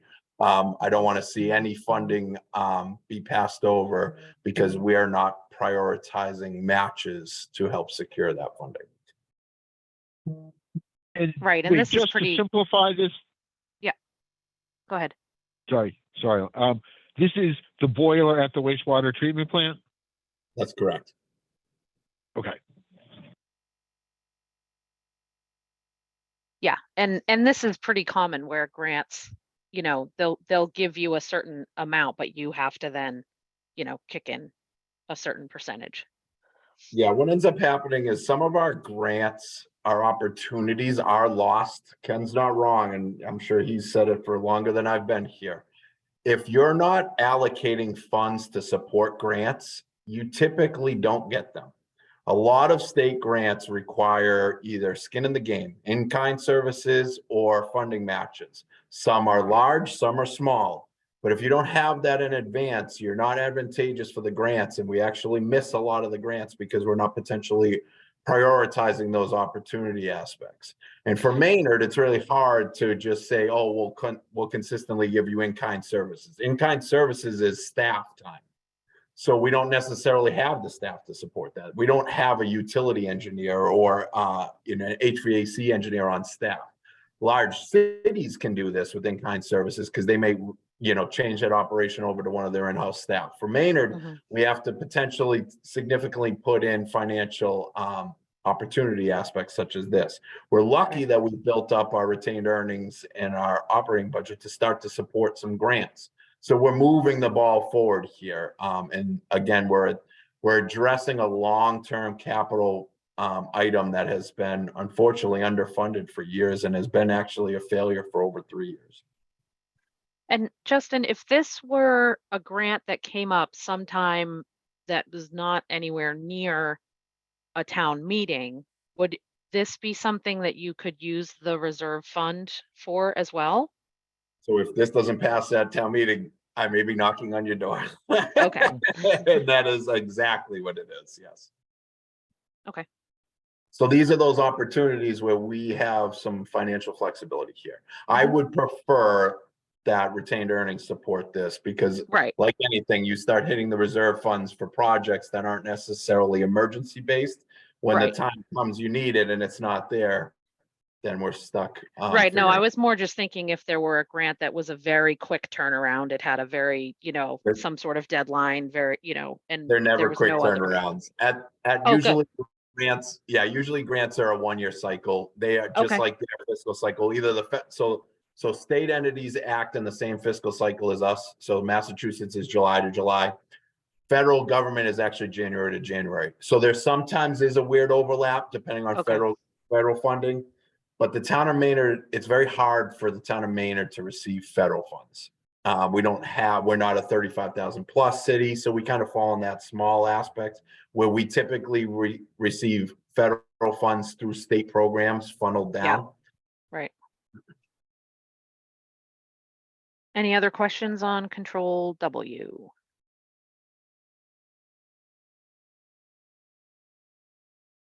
All right. Moving on. We have another retained earnings,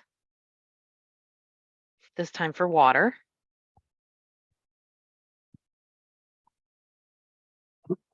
So this is a retained earnings allocation to support an equipment procurement to replace our one of our aging service trucks that is currently in operation, that is beyond its life expectancy, and repair costs are starting to outweigh the cost of replacement. So luckily enough, our water enterprise fund and its retained earnings is very healthy.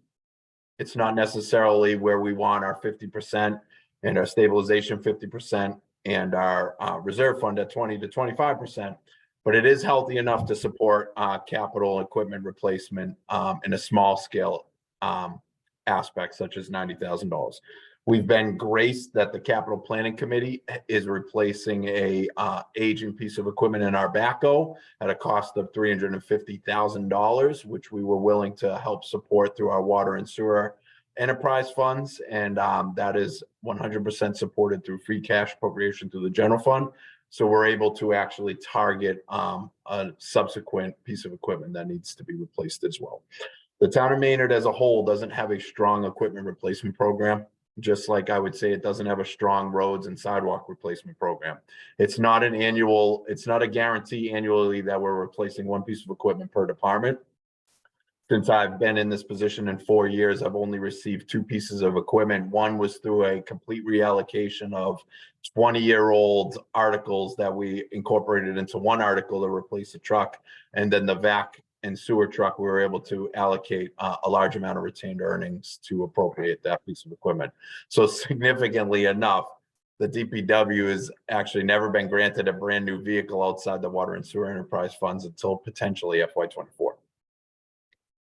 I have a quick sort of accounting and housekeeping question. Do these all have to be separate articles?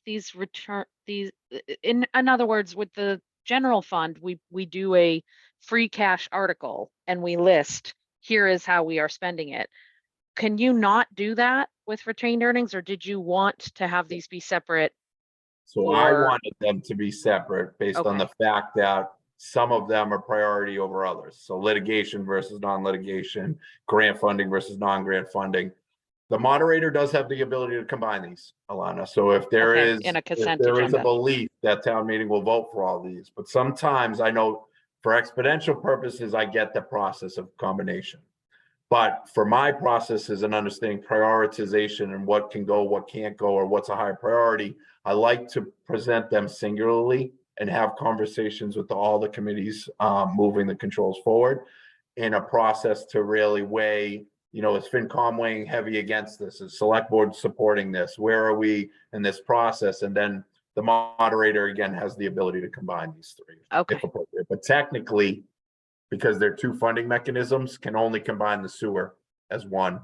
The sewer with the sewer, the water with the water. But they're coming out of different enterprise funds. Right, those are 2 different enterprise funds. Yeah. But I like, for transparency purposes, I mean, there's usually some conversation on town meeting floor with these. I mean, it doesn't go into hours. I mean, unless I was asking to pull $1 million out of retained earnings, that might be a larger conversation. But typically with these, for transparency purposes, seeing them singular, people really can kind of wrap their mind around them. Okay. Kevin, did you have your hand up?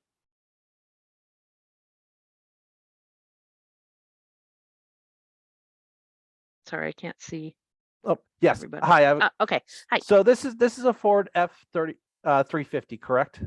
That is correct. Yes. Okay. Is this vehicle going to be used exclusively for water issues, or is it going to have other uses? No, so if I were to use this as a supporting mechanisms for other uses, I'd have to break it down with very similar to indirect costs. So this is a water service vehicle. This is more than just an F-350. I know that's the definition of this, but when you're talking about a service piece of equipment, you're talking about a utility body, crane operations, things to support water distribution, replacement improvements, gate turning equipment, things of that nature. So an F-350 upfitted, we would we purchased this vehicle through the state procurement process of a blanket contract, and it's upfitted through a state procurement process through a state contract as well. So technically the $90,000 is for the entire piece of equipment plus snow and ice operations. So it can be utilized to support snow and ice operations, as that's an allowable use. So this vehicle is going to have specialized equipment specialized for water utility service. That's use correct. Mounted on it. Okay, thank you. Any other questions? All right, we're doing well. Almost got through Justin's. There was wastewater contract. Yeah. So let's do this one. So as stated in our first control of the evening, we have our largest service contract in the town of Maynard is actually our contract services to operate our wastewater treatment facility. It is the single largest service contract in the town of Maynard at over $1 million. We currently contract with Veolia, and we are in the process of, we are actually in the back end of a 5-year contract. We have one extension year remaining, which we're going to be presenting to the select board for adoption within the next month. That extension will carry us through FY24. The reason that we're making this request in advance, as the procurement process, bidding, and technical scope development will take well over 4 to 6 months to develop, and we'll bid that process out throughout FY24 to eventually secure a contract beginning in FY25.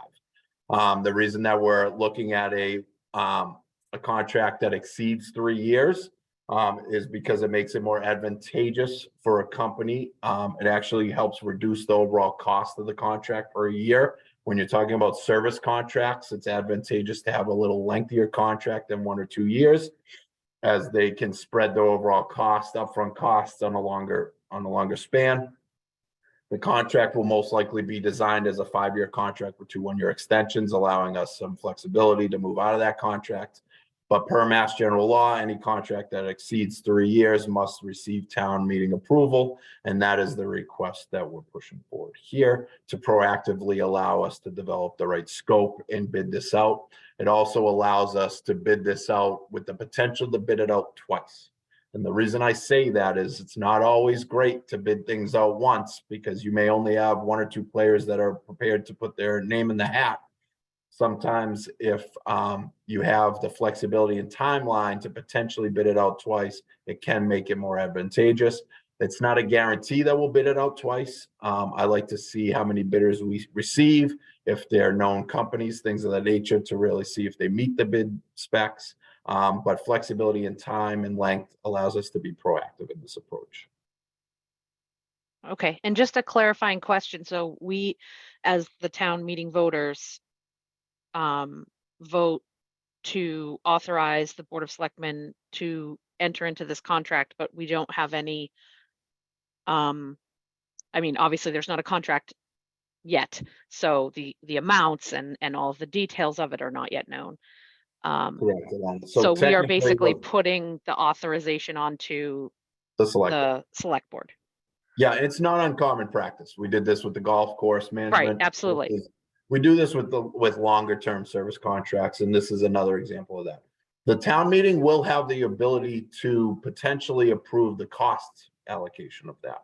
So technically, every year the budget is supported, and the budget has to support whatever that new contract is.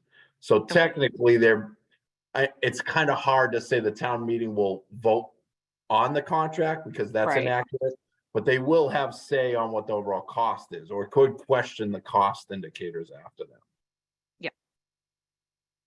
We are So I guess I'm just a little confused. So there's no cost information that goes along with this authorization? Nope, because we don't know the cost No. yet, Ken. We No, have to bid it. I get that, but is this completely open-ended? No, this is just a contract allowance for the select board to negotiate the contract.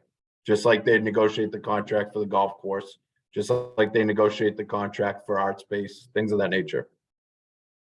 So technically, the select board don't have to approve the bids either, but then they would have to find a mechanism to support the operation of the wastewater treatment facility. So we're somewhat at the mercy of a service contract because a long time ago, the town of Maynard decided to remove its full-time staff in operations and support it through contract services. So at this point, we're somewhat in a pattern of contract services to provide this. We could do it on a 3-year window, but that cost is going to be a much higher upfront cost over and over again.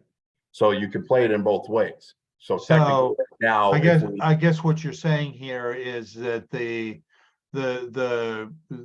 we're already bearing this cost through a shorter term contract on an annual basis. So this really isn't adding any cost. It's allowing the select board as the water and sewer Executive. commissioners. No, as No. the executive. As the executive to Mhm. to enter into a contract. So the contract, the cost for the contract still has to get approved through the regular rate setting process every Yeah. year. Okay, all right, thank you. Yeah, and the select board will But have to just to- approve the contract as well. So they're technically approving the cost to bid the contract, Yeah. and then we'd have to support it through our rates. That's correct. Okay, thank you.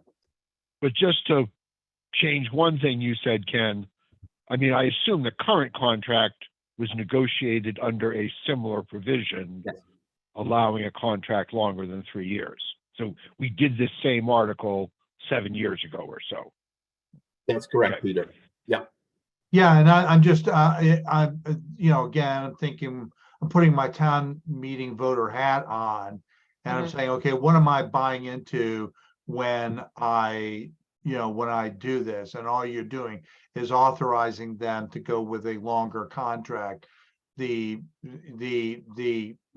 allocation, the appropriation of money of which would be happening through the rate setting process as before. And so, in other words, you're absolutely right, Peter. There's nothing new here.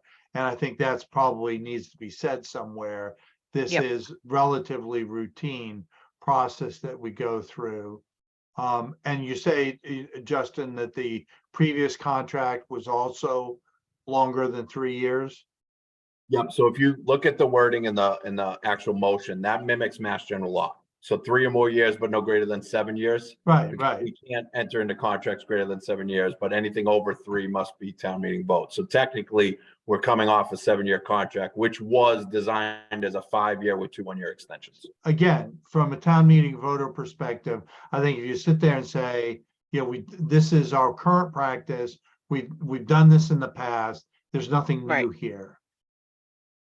Right, and should this not pass, our option then is a So 1 technically, year Alana, or an under 3-year well, contract. it's 3 years or under. So the select board already has the ability to sign a 3-year contract, up to Okay. 3 years, without town meeting approval. They Okay. do not have the ability of the authorization to assign a contract over or So exceeding. this is going to happen and this process is going to happen either way. But if this town meeting voters approve this, then we can go for a longer contract, which could potentially be more financially advantageous. Per year cost savings. Yep. Right. Okay. Mhm. Any other questions on Control Z? All right. Did we? There should be a Go- golf course receipts reallocation. Oh, yes. isn't there also this borrowing thing for the lead assessment? So that has been, Which that is more should have water. been, no, that should have been taken off the table. I requested the select board remove that. Did they I move f- it onto you or did they remove it? So that's why. Y was removed. Yeah. So I Okay, can give you sorry, a quick didn't know that. brief if you already saw No, that. I that's can fine. give you an overview if you really want. Okay. No, that's okay. If it's, I'm sure we'll hear about it again at some point. Sorry, let me try to find the golf course. That's R. Oh, yes. At least according to Peter Campbell's nifty list. Right. No, I know. And I feel like I was looking for this one earlier today. Did I find it? STU. That one must have come. That should have been one of the original ones. That's Yeah, I think that was an early one. Sorry. Let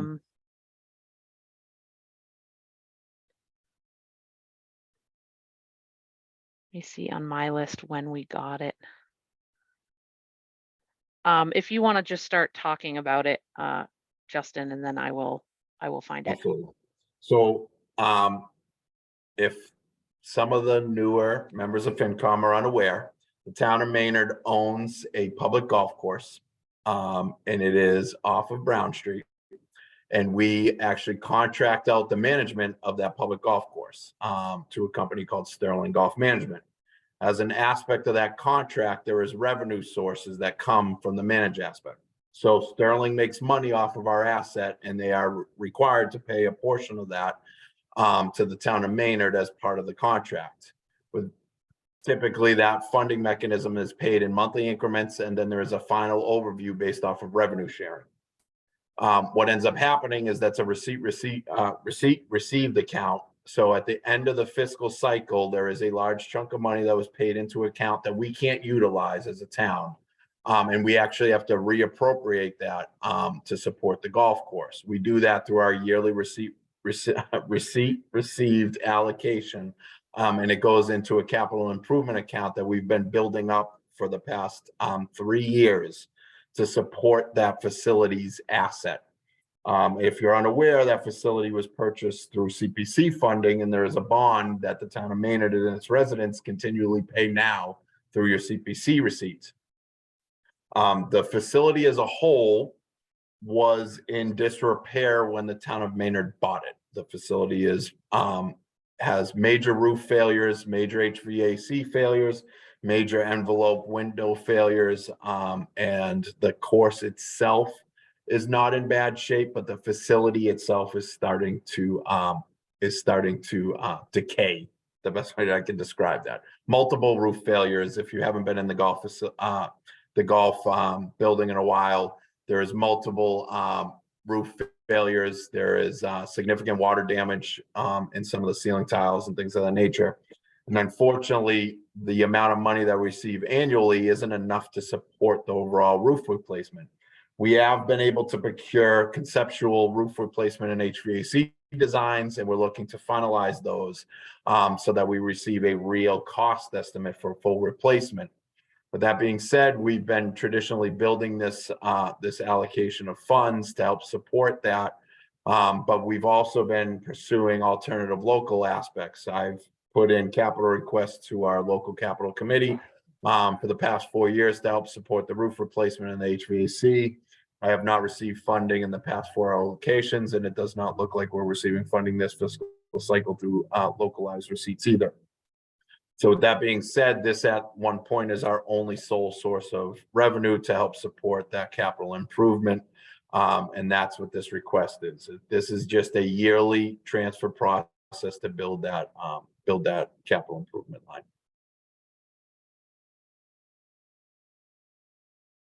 Okay. Any questions on Control R?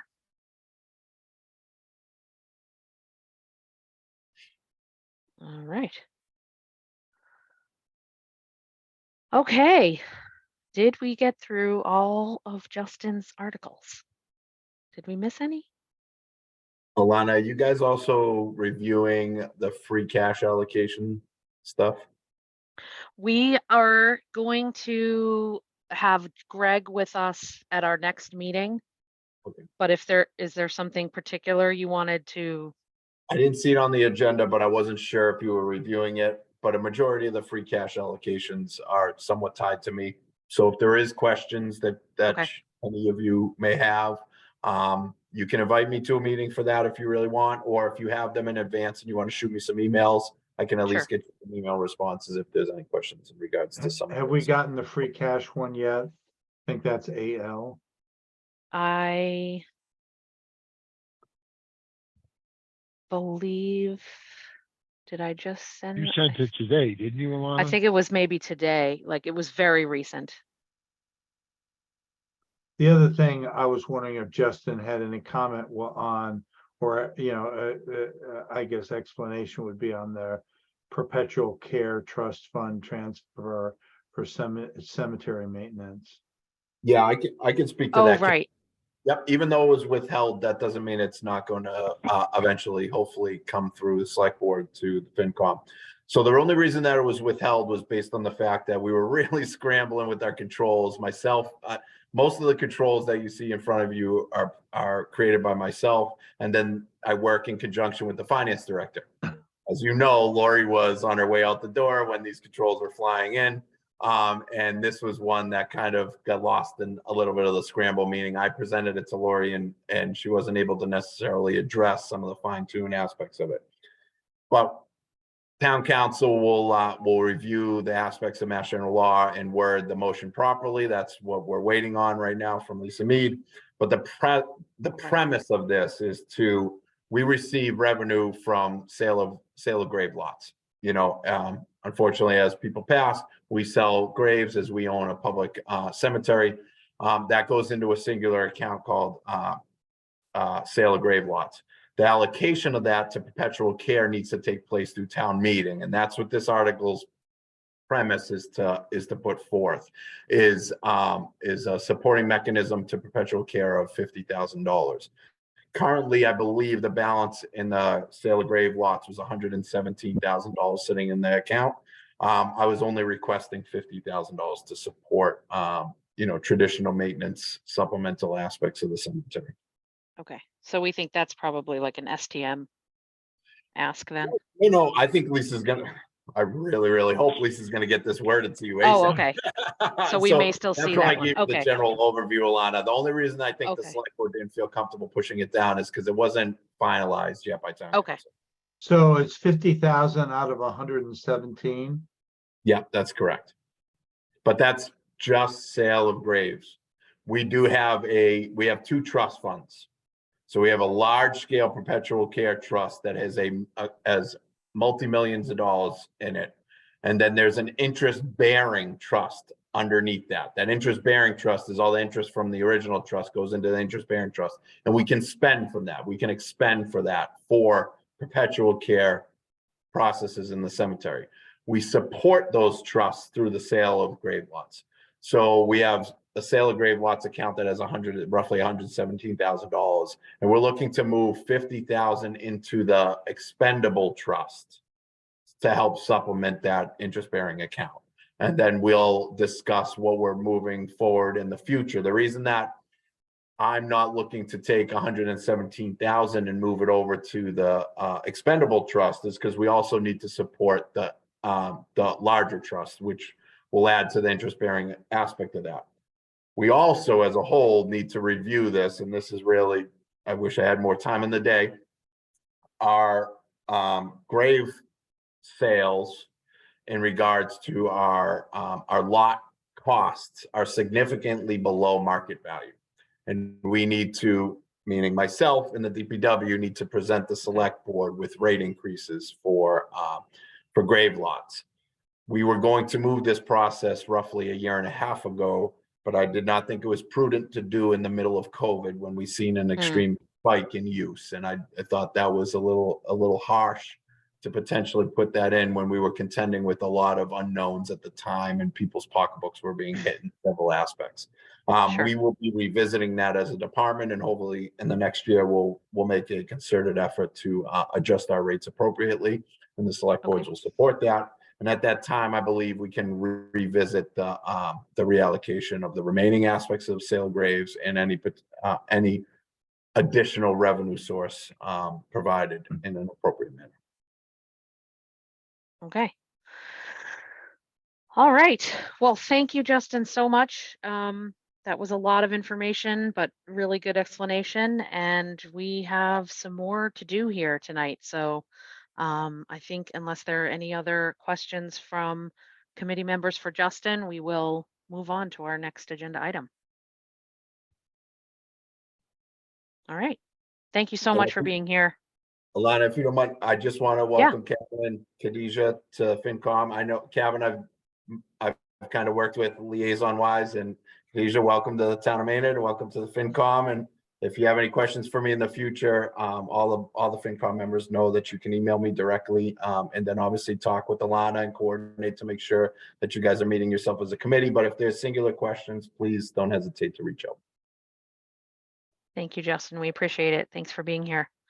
Have a Thank good you. night. Very welcome, Justin. Of course, I certainly will take advantage of that offer. Absolutely. In No my worries. liaison role. Have a good night. All right. Thank you, You too. Justin. All right. So moving on our agenda, we have with us guests from the Community Preservation Committee. We have their chair, John Dwyer, with us, and I see Rick is on as well. Hello, Rick. Good to see you. So we can discuss it's 2 articles this year, right? Just the 2 from CPC? So I will go ahead and pull up the first one and we can go from there. So here we have the reserve fund appropriations for fiscal year 2024 coming from the Community Preservation Committee. And just briefly, very quickly for our new members, the Community Preservation Committee is charged with the care of the Community Preservation Act funds. These are a separate, is it 1.5%? That's right. That is on your tax bills. That specifically goes toward Community Preservation Act purposes. And this is something that the town of Maynard voters voted in several years, I don't know exactly how many years ago, but you voted in to accept this program basically. And so once you've done that, then this 1.5% comes off your, is added to your tax bills for the purpose of the Community Preservation Act specific purposes. And then the CPC gets, has a process at which they have people from town come to them with suggestions and things that they would like to use some of the CPC money on, and they go through a vetting process and throughout the year, and then they present us with how they want to have funds used every year at annual town meeting. So these are the total appropriation this year of $556,900, and then it is broken down into what you see there. So John, do you just want to briefly go through these different ones and give us a little overview of them? Go through each one of them? Okay. Yeah. The first one is, first of all, I'll mention that we're really dealing with 4 buckets of money here, right? And the undesignated fund, reserve fund, is the one that has whatever the overflow amounts are. The other funds involve open space, affordable housing, and God, I hate when this happens. Recreation? Yeah. No, recreation No. is not a bucket. What? And historic preservation. That's it. Yep. Okay, the first item we have here is for 200,000 for the Maynard Affordable Housing Trust Fund.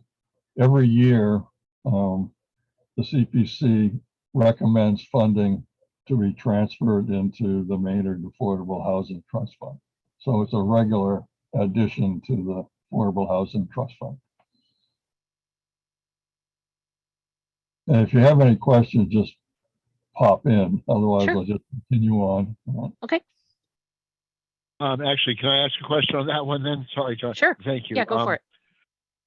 Are you doing that from the undesignated because the housing reserve fund is expended by the other 45 or doesn't have a balance to support that? That's correct. Okay, thank you. All right, from the budget reserve fund, we have the amount of 11,900 for the membership dues to the Regional Housing Services Office Fund, which provides support to the town for affordable housing. And that's that housing, it's a regional housing services office, so we are in it with several other towns, as I remember.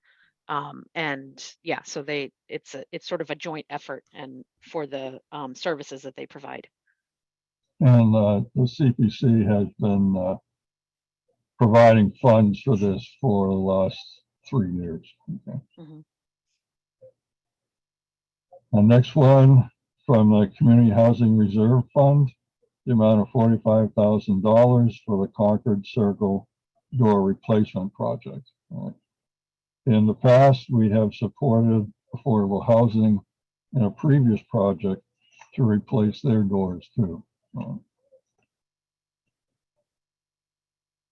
You have any additions to that, Rick? No, just that it was part of an ongoing process of trying to modernize Concord Circle.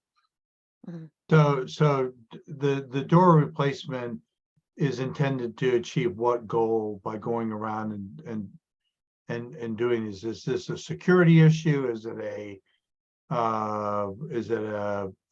maintenance issue? Is it a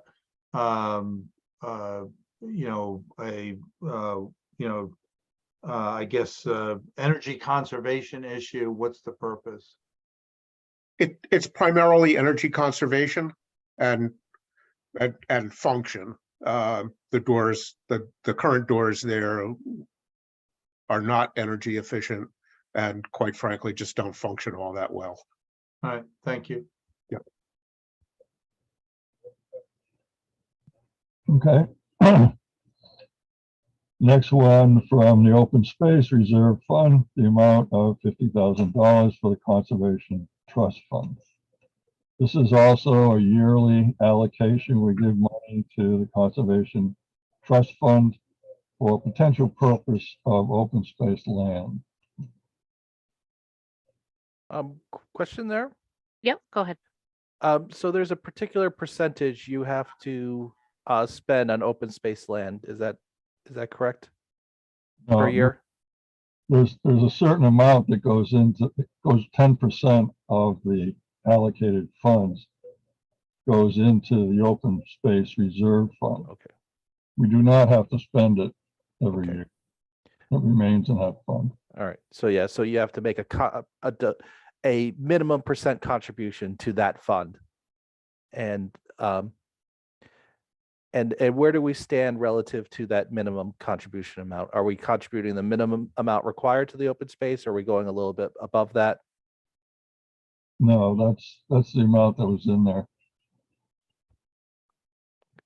So annually, as John mentioned, so we set an annual budget, and then there's a requirement that 10% of that go into the Open Space Reserve Fund, and it has been our practice to move those funds out of the Open Space Reserve bucket, if you will, into the Conservation Trust Fund which is held by the Conservation Commission.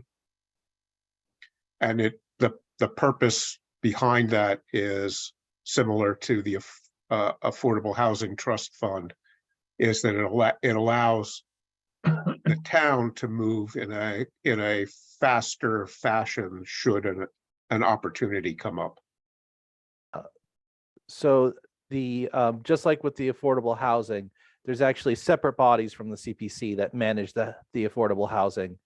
And also with conservation land, there's also a separate body that monitors conservation land. And this is essentially for both the transfer to the affordable housing and to the conservation trust.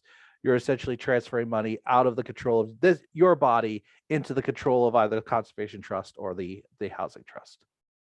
Correct.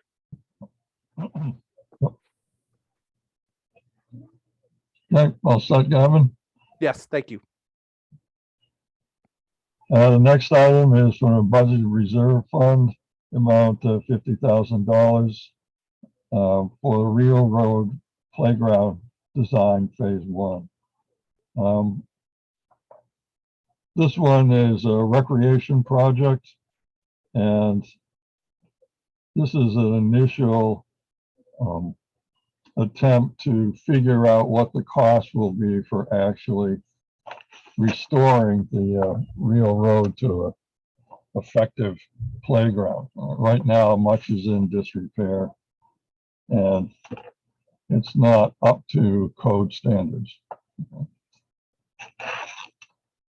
There will be a later request from, this will be a Conservation Commission, because the Conservation Commission is the manager of the land, for the funds to actually improve the Real Road Playground. So this amount is going to give a full design for the finished project? That's the intent, yes. Okay.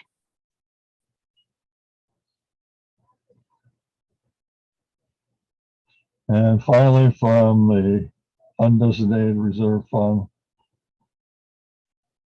a maximum amount of $200,000 for the Alumni Field Bleacher Design Program project.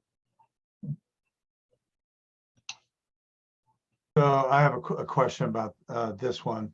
I'm not understanding. So the request the request was for $200,000. I think that's what the CPA funds request was, $200,000.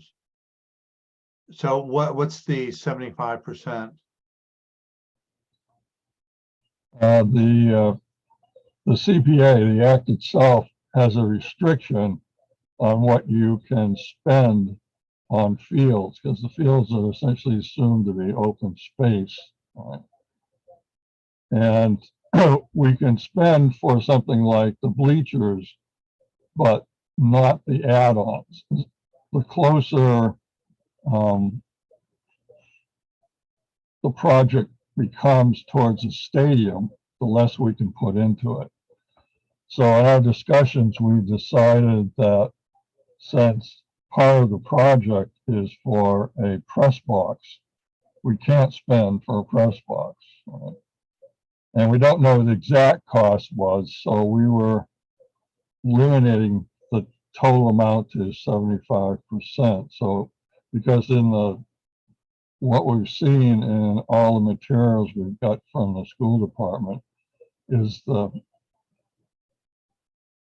bleachers and the press box are kind of stuck together. Right? We know we can't pay for the press box. Well, I guess forgive me, I'm not trying to, litigate here, but I guess I'm not understanding. So if they already can't do that, if they can't do the press box, then why not just exclude that? Why limit them to 75%? I mean, why not just sit there and say, a maximum of $200,000. You know, excluding certain things that, you know, CPA funds cannot be spent for. The town can spend up to 200,000 for the design. But if the actual design cost is more than 200,000, right, they can only go up as much as 200,000 for the overall design. But that requires the town to spend what,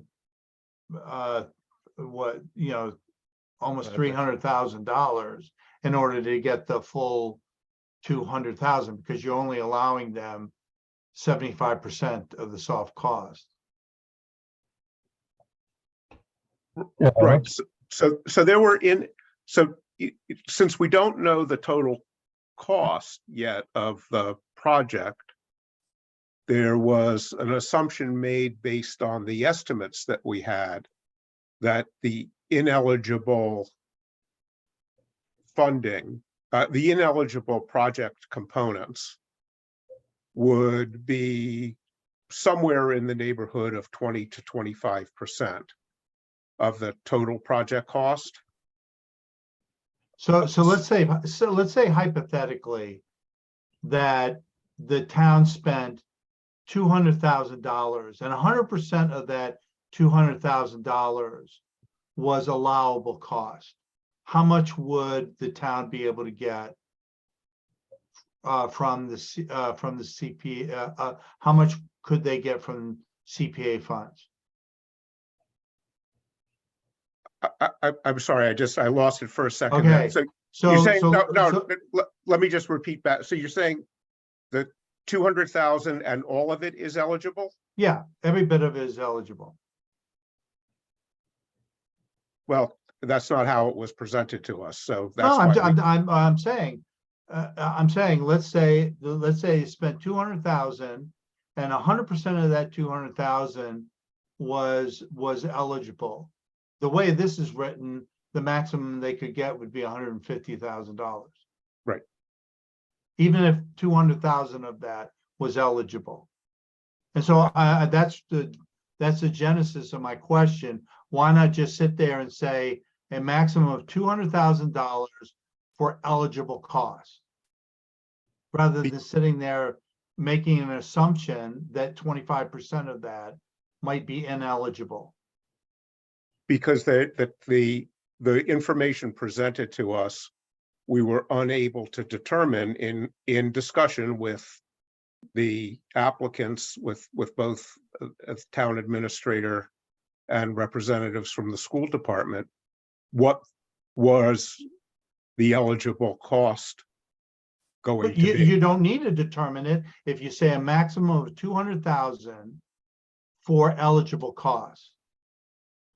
Because then you don't have to determine, you just sit there. But then you need, some of it's all wrapped up. That's the issue, is when they're doing the design, they're not separating out, the cost of the designer. I get that. I'm trying to understand why it is that you're basing the amount on an assumption rather than just sitting there saying, you asked for 200,000, we'll give you 200,000, but it all has to be towards eligible expenses. And that's all you'd had to do. But instead, you basically sat there and said that you're assuming that 25% of that would not be eligible, rather than just, well, it wasn't our assumption. It wasn't our assumption. It was from the information presented to us by the applicants. I don't understand why you didn't just say maximum of $200,000 as long as it's eligible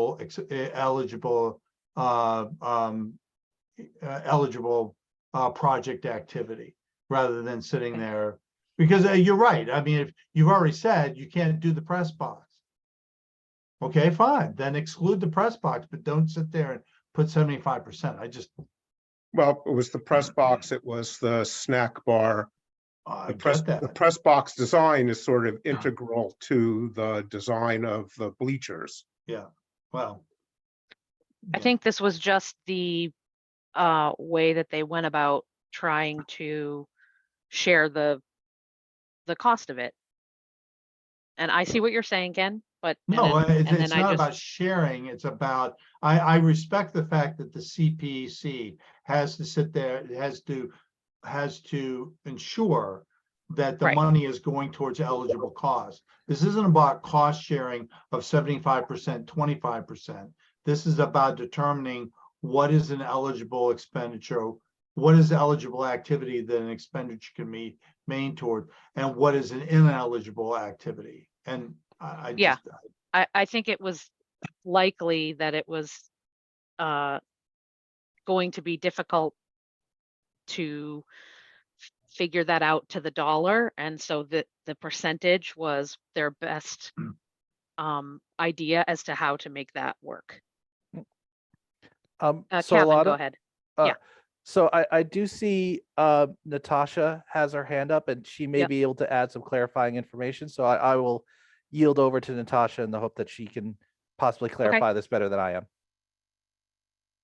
I think you give me too much credit. Hi. I actually had a question, Okay. just that came up in the school committee, because I think trying to understand that. So if I understood the reading of this, and I think this was a long conversation, so I really appreciate the CPC's deliberation and the evening that this went up to vote. But so if the costs go up to, let's say, 266,000, then 200, because that is 70, because 200 is 70% of that, then that would be allocated. Is that my understanding how to interpret the language here on this?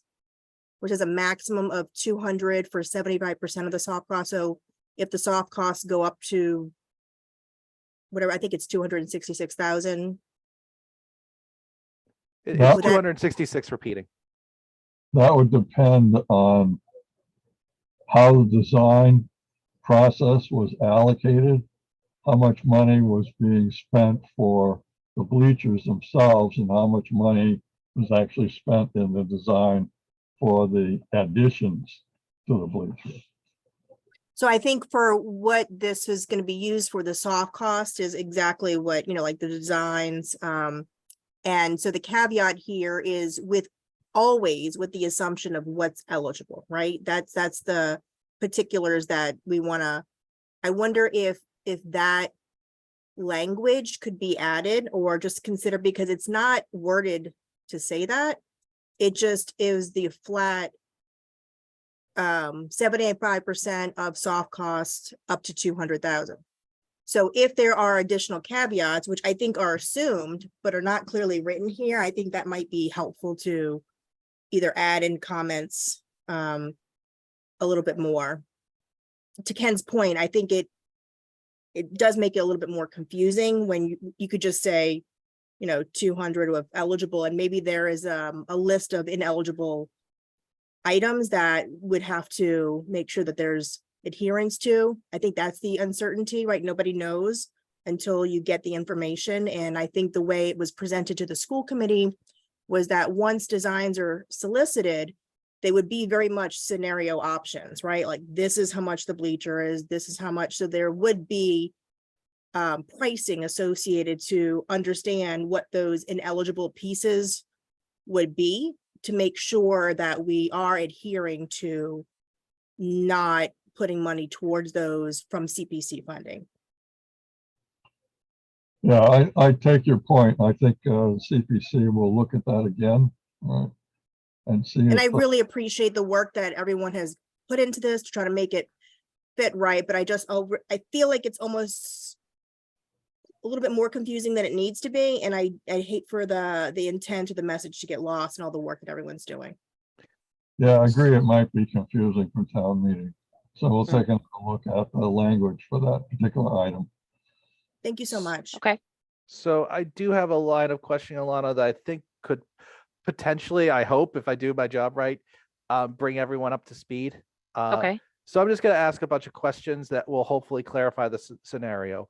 So my first question, John, is that there are parts of the bleachers that are ineligible for CPC funding because they qualify as a structure. Is that correct? Sort of. The bleachers themselves qualify. Anything else added on to the bleachers would not. And I mean, that includes the snack bar, the press box, and so the way I kind of think of it, maybe you could do a better job, but the way I explain it is like those two things are ineligible because they have a roof over their head. They're not actually open space. So those aspects are ineligible, but I imagine from the sounds of it, you encountered difficulty being able to financially isolate the cost of everything else besides the actual seats themselves, the bleachers themselves. So you had difficulty isolating the cost of the press box and isolating the cost of the stack bar. Is that correct? That's correct. Okay. So in lieu of trying to essentially do rocket science to figure out what the cost of these bleachers are actually going to amount to, you instead took a rough rule of thumb based upon the information you were presented, based upon very rough cost estimates. And that rule of thumb came out to about 75% of the cost would be borne by the bleachers themselves, and 25% would be borne by the add-ons. Is that correct? Yes. Okay. Okay, so I hope so. I think the way we explain it, maybe you want to go back and try a different method, but if we want to move forward with this, I think the way we explain this is that this 75% is our best attempt to isolate the cost of the bleachers that are actually eligible for CPC funding. And the CPC opted to do a rule of thumb, based upon preliminary cost estimates. And those preliminary cost estimates came out to about 75% of this contract. 75% of this project is eligible for CPC funding. Yes, I think what you're saying is correct. And maybe we should have kept it more general, right? And just leave it as what's eligible. Because there's a lot of pieces of this that are in the gray area in terms of the Preservation Act. They don't specify in detail what you can and can't use in a project like this. Yeah, I mean, I saw that personally. You guys really struggled with that because this is definitely a gray area, and you worked very hard to make this eligible, to kind of thread the needle, Right. so to speak. So this whole project for the bleachers to get this eligible for CPC funding, the CPC really had to thread the needle here in terms of language and legalese of being able to determine, even if they are eligible, because as John said, it is very much a gray area. How is it that they had to thread a needle? Okay, so the bleachers, we already admitted the bleachers themselves are eligible. Okay, and so my point is just make it simple and straightforward. You sit there and say, we're going to give you the maximum you asked for. We're going to give you the 2,000. We're going to give you the 2,000 that you asked for, and we'll pay up to a maximum of that 200,000 as long as you're presenting eligible expenditures. Okay, and then you put the onus on the school system and the town administrator, whoever, to sit there and describe for you what those expenditures are, and then you make a judgment on each one. I'm sorry to bump words with you, Ken. Yeah. So I think we could make it very simple without getting into assumptions about how much it is, because I mean, conceivably, I suppose you could even find out that more than, that less than 75% of that is eligible. So I just, Yeah, you're potentially right, Ken. It's Yeah, I agree. Depending on the press box and what ends up, how much goes into it. Yeah, I could see it maybe creeping up in the percentages there. Yeah, I'm gonna let Natasha go. No, I actually am glad Ken mentioned that because that's exactly what I was thinking is by having that 75. I'm sure, I know Mike, the AD, they're all basing things on assumptions, right? And so I would hate for there to be a 75% number solidly written in there. And what if, for instance, the allowable expenses are 80% or 85%, but we've set an arbitrary cap at only 75% are we're going to pay. So that's where I think it gets a little bit confusing, right? I think they did their best guess and we all are working with best guess, but I'd hate for there be an arbitrary limit unnecessarily imposed. Yeah, I mean, I agree with what everyone's saying. I just wanted to make sure that everyone in this committee was up to speed as to what's going on. But I Yep. agree with Ken, like the best practice here, and I agree with Natasha, like the best practice here would be to determine the final funding amount after, the project is complete. And, you say like, maximum of 200. But then you determine the final contribution after the design phase is complete, and you go look at how the money was spent, and you determine based upon how the money was spent, hey, they spent X% on CPC eligible part of the structure and X amount, Y amount on the ineligible part, and then allocate the funding that way. And whatever doesn't get spent out of that 200,000, just do like you do with the other CPC things and return them the Yep. unexpended funds back to their funding source. That would have been fine, except as it was represented to us, the process of procuring those services was not going to be able to separate out the eligible from the ineligible amounts. Well, I think you just stated the material fact, that you believe that when we get the bill from the designer, that they're not going to be able to separate how much of the design effort was spent, how much of the design cost was spent on ineligible items as opposed to eligible items. So in lieu of having that breakdown, you opted for this rule of, we're back to this rule of thumb if we don't have that detailed breakdown from the designer. That's right. Because we didn't know how it was going to play out. Well, can I ask John clarification? Do you not know how it's going to play out, or do you have confidence that once it plays out, you will not be able to separate those costs out? Because those are two different scenarios. Those are two, like, the first one is that you will eventually learn what percentage was spent on eligible versus ineligible. In the second scenario, you're never going to learn what percentage was spent on eligible versus ineligible. Ooh, that's a tough one. Well, it seems to me we're going to have to know before we go to actually fund the project. This is the design, right? But before we go to fund the actual bleacher project, we would have to know to break it out, because CPC would only be able to help and contribute to the part that they would be eligible. So I feel like at some point it's going to have to get broken up.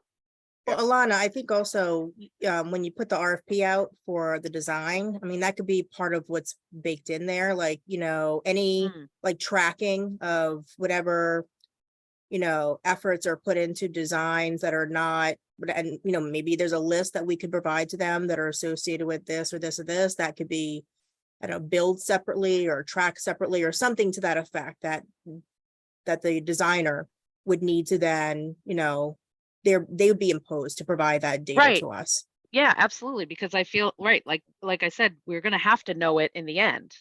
Right, If we're because we don't going want to to preclude do our different- ability to get those designs, but for Right. whatever, but to the concerns, we want to make sure that we can track whatever effort is put into those criteria and just make sure that they're expensed separately from CPC funding. So a question for Natasha and John. Has anyone talked to potential interested parties in this RFP? Like, have we done like a just an RFI, like a request for information, if they even have the capability to do that cost breakdown? Because I'm just thinking, when I'm when I'm designing, when I'm trying to repair something in my house, or I'm trying to put together like a chair, for example, like, or let's say I'm an engineer designing a chair, and I have to design a chair to support a certain weight. It's very difficult. Like, we're talking about something kind of intangible here, because we're talking about like thought and engineering. It's kind of difficult to break down like what percentage of my thoughts were spent on the chair back versus what percentage of my thoughts were spent on the legs. I really think we should do like a request for information. I mean, maybe we're a little bit late to this, but we should really ask the designer if they're even capable of accurately doing that There is no breakdown. designer right now. There is, Okay. you have to have a project manager first. So the timeline is you have to get, because the total project is anticipated to exceed $1.5 million, which is where I thought for sure you're going to spend 200,000 on eligible expenses. But, I think that the way Greg has spoken, and I think working with the task force, is that he needs to secure funding for the project manager first. And he needs to also secure funding for the designs before he can put an RFP out. So if the designs, there's no funding secured, he can't do an RFP. So it's going to be a little bit, I think that's what this is going to happen at Springtown meeting. And then in the fall, another, allocation there. But that's we don't want to hire an OPM without, funding for a project and whatnot. So I think those are the timeline and how it was explained to us. So Also, remember the app, well, you don't have the benefit of this. The application that was submitted to us was for 250,000, with our portion being 200,000. So And I there think was that's where Greg was going to be. They're putting 50,000. I think, was it from free cash, Alana? Yes, I Or believe so. something that will be allocated to supplement or subsidize that difference. So the question was, how do we split the cost? Who's, so that it's pari passu to, our funds to, CPC funds, they're all the same. They're all taxpayer funds. So, CPC funds to free cash funds. Right. If it doesn't amount to 250,000, if it's less than that, how do you then decide how much comes out of each? And so this was the decision. So I think the 50,000 was recognition that some portion of that would not be eligible. And so let's get some funds set aside. I think what the, and with all due respect, I think what the CPCs should be, their role here is to review a project and say, okay, we're going to dedicate this amount of money to this, and obviously, making sure that the person who's getting the money, the party that's getting the money, is spending it on eligible funds. That would have been very easy to do, to sit there and say, yes, we're going to give you 200,000. We're going to give you a maximum of 200,000. Okay, and it can only be spent on eligible projects, and it's going to be, up to you to demonstrate that this amount is eligible. Obviously, some portion of that, which can be, I think it would be pretty easy to parse out that portion that is dedicated for the bleachers.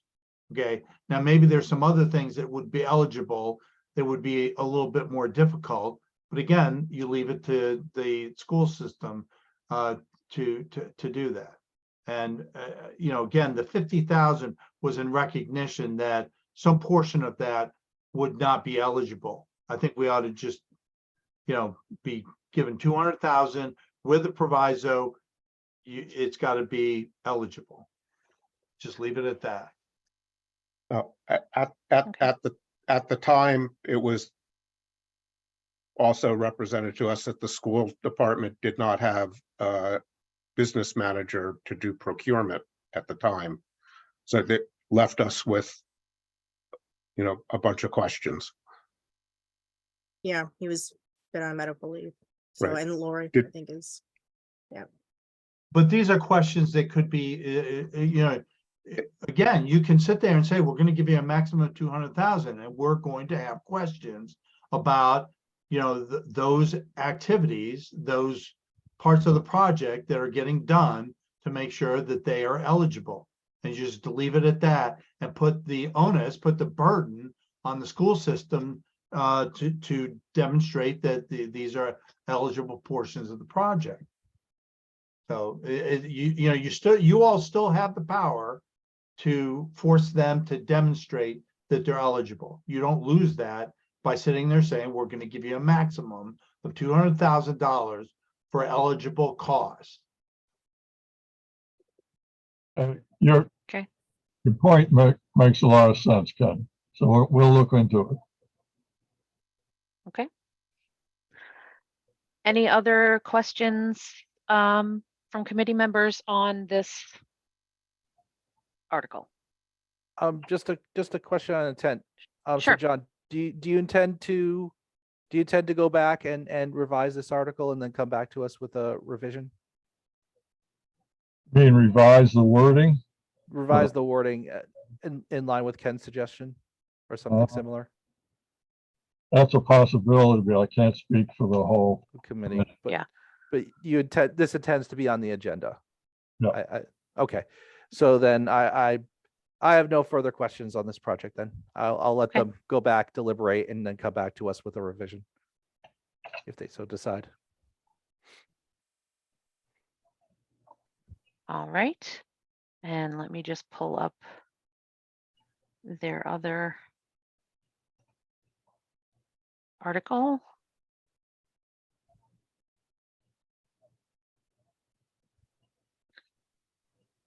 So this article is, again, when they do yearly, this is their budget article. And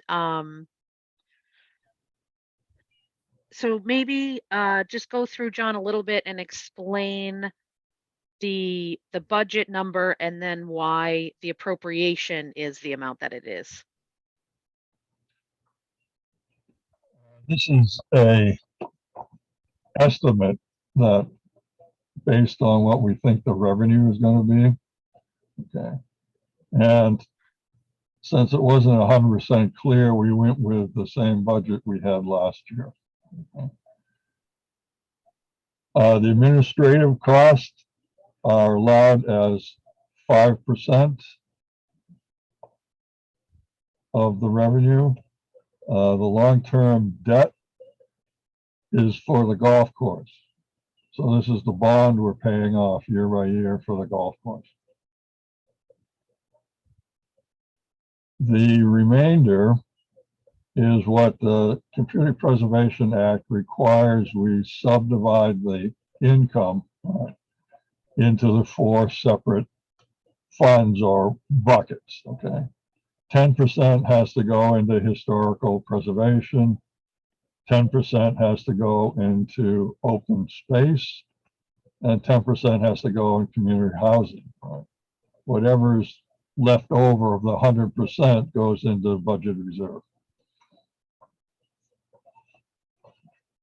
Okay, and like you said, it's a every year. It is an estimate based on what we believe the 1.5% will come to, and if it's over that, that's fine. It doesn't, you don't lose it just because you didn't, put it to the dollar in your budget. That just, you still get that money.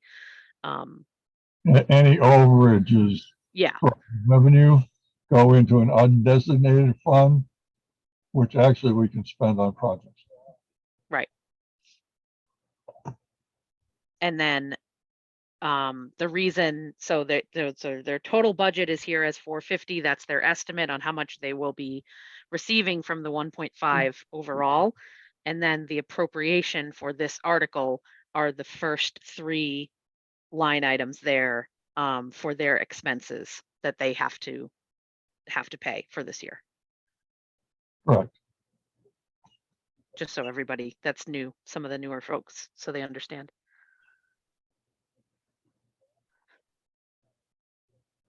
Any questions from the committee on this article?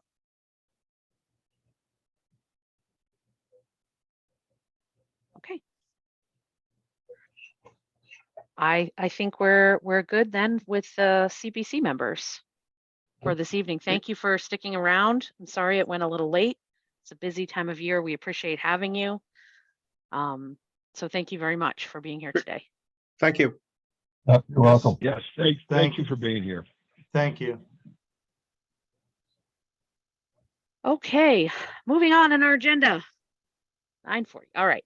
So we wanted to have our next item on the agenda is a little follow-up discussion for the Green Meadow building project. So Katie, I'll lean in on you a little bit here. I did put, and I think I also sent an email to you all, but the presentation that was given this past week. And so Katie, if you just want the schematic design presentation,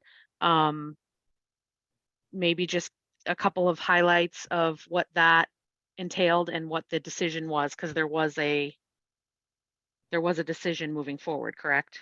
Correct. They had a vote on, well, I guess the discussion centered around the biggest fears of getting a no vote were not doing or having the option of geothermal as a heat source.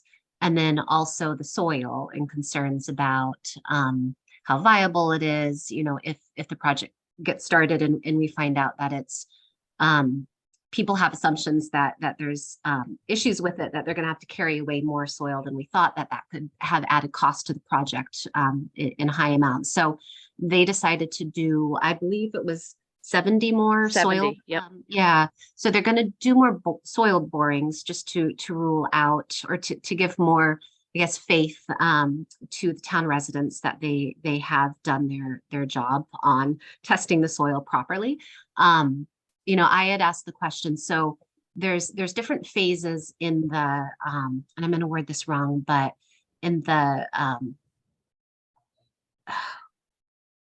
like if there were concerns about the soil, they would have gone to phase 2 of testing, and we never made it to that point. And so I asked, well, if you do find concerns, you know, in these new soil bearings, would it ever push it to phase 2? And it sounded like it wouldn't, that there's not historical data based on the sites that they're building for it ever to go to phase 2. But these are just additional steps in that phase 1 to show that they've done the proper work in the soil research. So they did vote to do that. So that is going to happen. And then the next thing was they did vote to add geothermal as a schematic design to the heat source. And, you know, the conversation around that was that it potentially could change down the road, you know, but with that high ask, at least we know that is built in there as a funding option, you know, if it does pass and the town so chooses it. So I think those were the two biggest things. I think they didn't vote for the pickle court. that was one of the items, but that didn't get added in. But it was mainly the soil and the geothermal.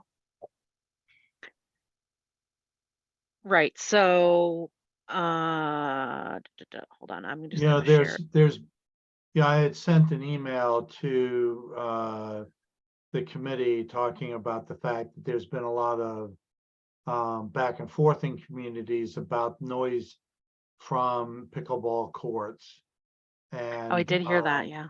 And you know, the fact that it's a very distinctive and distracting noise, and it just seems like maybe, you know, right next to a school isn't perhaps the best place to be putting a pickleball court. Nothing against pickleball, but you know, it may not be the, you know, best use of money if we're having to limit its use significantly because of distractions. Right. So these were the two budget options that were discussed, and the difference between them is mainly the add alternate of potentially having geothermal. Correct. And that changes the overall total, but it also changes the MSBA share percentage slightly.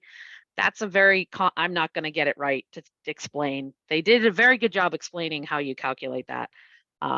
But it just has to do with what's eligible, what's not, et cetera. And this number does not include, also what I find just kind of confusing is that this number doesn't include incentives or rebates. And so from what I understood, and so, you know, our overall responsibility, you know, should be a lot less than these numbers. In the end, once those incentives come into play. I Right? believe, yes, I believe that is correct, but again, because those are, there's still some unknowns in Yeah. terms of when those would come and at what exact amount. They are not calculated in our local share number. So that local share number could go down or And I feel should go down.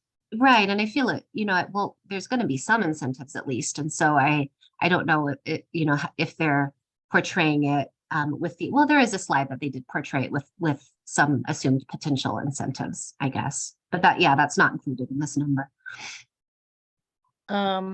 One of the concerns is that if you do get some of the incentives, the MSBA share could potentially go down. So it may or may not Okay. affect the local share. That's MSBA right. will discount if you get reimbursements. And a lot of these reimbursements are very recent, with a lot of changes with the energy usage. So that's why there's no certainty just yet Yeah. about the rebates. No, that wasn't it. There was a slide with them on it, but So, for clarifying question. Mhm. Yeah. So, I mean, the big selling point with the geothermal is those rebates. I think those rebates are what, you know, looking based upon what we saw at the tri-board meeting, those rebates are what make it, when you look at the life cycle cost, cost competitive with the natural gas boilers. Mhm. But I think this is probably it's very important to be asking questions like this because the devil's going to be in the details. So my clarifying question Mhm. is that, so let's say we get those rebates, for those rebates that are independent of MSBA, you know, the Eversource rebates, the Yep. investment, the federal government infrastructure act rebates, they're coming with that. Does the MSBA just like say, oh, you got those rebates for that, and they reduce the funding in proportion to the amount you get in rebates? Sometimes they do, yes. Do we But have a we should definitive? also look at the long run as well. The energy costs theoretically will be lower, so the maintenance costs should be lower. But I can't say for certain that the MSBA will reduce all of the rebates, but because it's still coming out. But they will, like, if I know for certain that if there's a donation, let's say for a library in the school, the MSBA will take that square footage off of their amount that they're rebating. Right. Yeah, so So I think that's why, to Katie's point about the rebates not being in this slide represented, is because there are just too many unknowns in which pockets it's going to affect. right. And it did seem that most of the residents who voiced their strong opinions on the geothermal, it was not about cost per se, but more about the Yeah. you know, yeah, correct. Well, right. Other reasons than that too. My perception, Katie, is that not necessarily the people that are in favor of the geothermal are cost sensitive, but I think the people that are in favor of the natural gas boiler are expressing cost sensitivities. And the reason I want to look deeply into this is because if you look at the total life cycle costs that they were presenting at the tri-board meeting, I didn't see them in this presentation, but if you look at the total life cycle cost, the band, the range that they gave for the geothermal could actually come in cheaper than the natural gas boilers, depending upon what those rebates are. Mhm. And that's why Katie, did they zeroing redo in. that? I thought they were going to I thought they were going to to look at those They did. lifetime cost. But it wasn't in this presentation. Is it? It's been in presented all separately? previous ones. Yeah. Okay. I want to say it's almost 40% less. One of the conversation topics is they take it out as a 20 or 25-year lifespan when really geothermal can last 50. But then there was discussion on parts of the geothermal do not last 50 and other parts do. But there was a slide on that in previous presentations. Okay, Yeah. I know there were some questions about how they calculated those, so I was wondering if it was redone at all yet, but I I mean, don't think so. Alana, based upon what was presented at Tri-Board, there were some methodological concerns that I had about what was presented. It was the one specific- presented at Tri-Board, Kevin. I Yeah. think that's the most Okay. recent one. Yeah. Okay. That most recent one, I mean, and you could please bring these concerns to the building committee, but for starters, it's the comparison between the natural gas boiler and the geothermal is not an apples to apples comparison because of the differences in the lifetime of the system. What we need to go to the engineering or the design firm with is a request to do a 40-year or 50-year total life cycle cost analysis, factoring in one cycle of replacement for either the geothermal or the natural gas. So essentially make it so that you do one cycle of replacement on equal timelines. So if the gas boiler lasts 25 and the geothermal lasts 50, you just do one replacement cycle for the geothermal and 2 replacement cycles for the natural gas boilers. But I really think we need to lean very heavily on the engineering firm here, and they need to do their job. Like there were some again, it was not an apples to apples comparison of what they pointed. So we really need to lean into them and ask them for an apples to apples comparison with replacement cycles. And if they need to go, 50 years or 60 years, whatever the common multiple is on the lifetime, they need to do that and just present like, 3 lifetime cycles for the natural gas and maybe 2 for the geothermal. Whatever it is to get them an equal timeline, so it's an apples to apples comparison. I think one of the things when we talk about costs for these that is a little bit of an unknown is not just the replacement costs, but the the month to month, how much the electricity will be and how much gas will be, and those are very volatile at the moment. We've seen increases, so I think that's part of at least what I'm struggling with a little bit is not only the the lifespan and the maintenance of the physical plant, but how much is this adding to our school budget, every month to run it. And unfortunately, I think that is proving to be a bit trickier to predict. Yeah, so on that front, Alana, I do think that concern about volatility and risk is more in favor of the geothermal for this reason. Natural gas prices are far more volatile than electricity prices. The pretty much our electric utilities do risk reduction and hedging for a living. Like that's like their primary job is to ensure reliability of supply. And to avoid price spikes like what you would see in natural gas. Russia throws a tantrum, natural gas triples in price in Europe.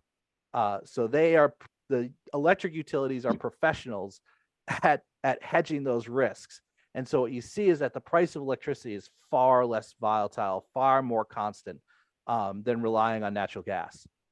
So on the risk front, on like the risk management front and the volatility front, your electricity costs are going to be far more predictable than your natural gas costs. Well, then, yeah, sure. And then in that case, I guess I would want to know what the predicted amounts are, because if the electricity cost was already going to be, much higher, then I guess the risk and the fluidity of natural gas might have a little more buffer to it.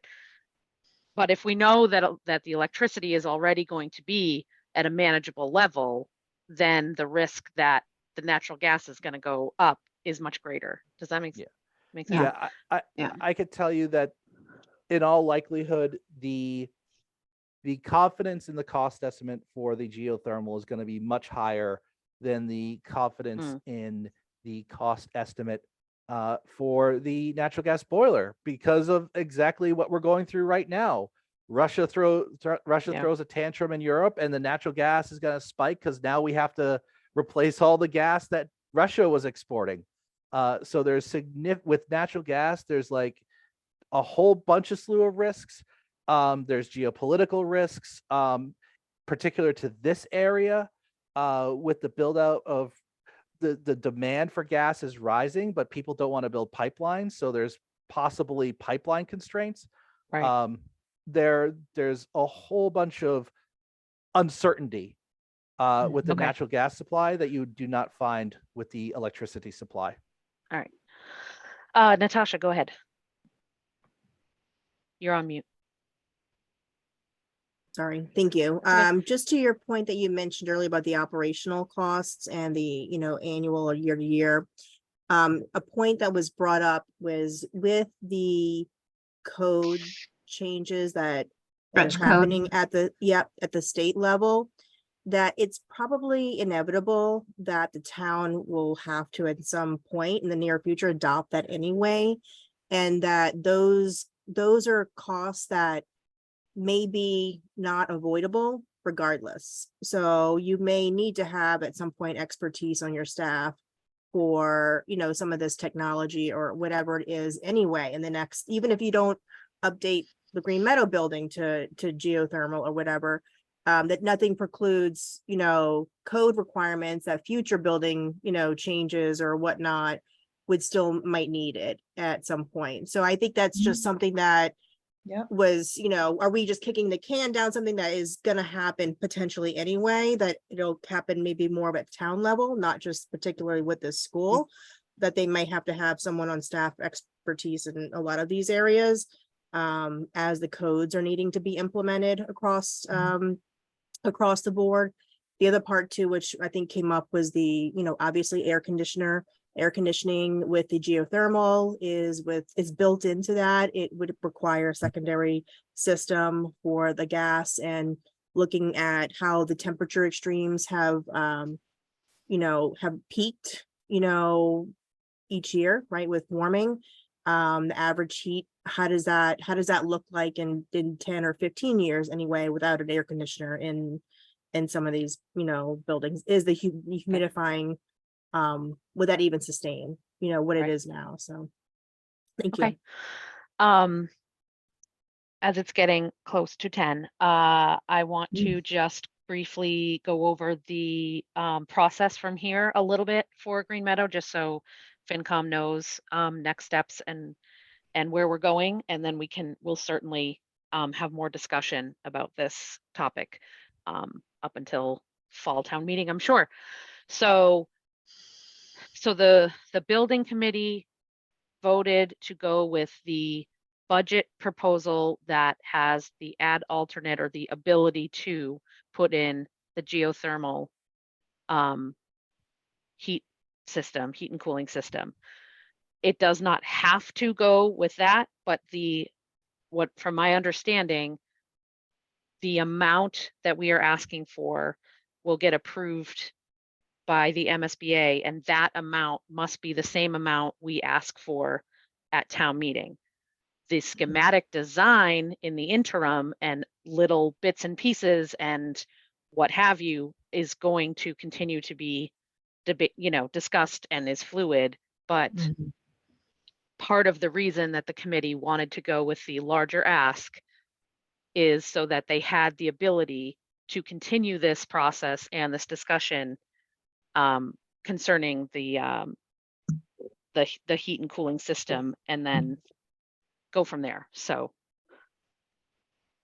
and it was, so I believe the MSBA approval is that after, do we have to vote it in at town meeting?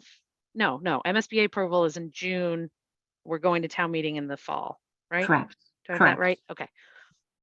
So that's the timeline. But by the time we go to town meeting in the fall, we will be able to tell town meeting voters further details on the schematic design, and that, yes, we are putting in this, that, or the other for heating, cooling. I was confused, and I don't know if you would be able to clarify this, but it sounded like after the town meeting, let's say the town voted on, yes, we're good with this amount, that if part of the schematic design changed after that point, the town didn't have to vote on it. Like, so if they decided to change to a gas-fired boiler after the fact, that it wasn't a town vote, that was a committee vote. Am I right on that? We may need to get some clarification on that, Yeah. because But I that's think probably true. I mean, it's the probably only town true, vote but is- but I believe by that point, the design will sort of be known and at like a place where you probably wouldn't You wouldn't change it. change it by then, because it's Right. already gone so far, Yeah. they're planning for one or the other by that point. That's months down the road. But we should get some clarification on that, just to be sure. Yeah, I can ask that. Okay. All right. So I want to, our next item is more preparation and discussion for annual town meeting warrant articles. We've already done quite a bit today from having our guests in, and so I wanted to present sort of a plan moving forward and see if we're on the same page on how to proceed. So my thought is that we need to add a meeting for next Monday. And at that meeting, so that's April 3rd, at that meeting, I have already seen if Greg could join us to discuss the budget article, the free cash article, which we have yet to discuss with him.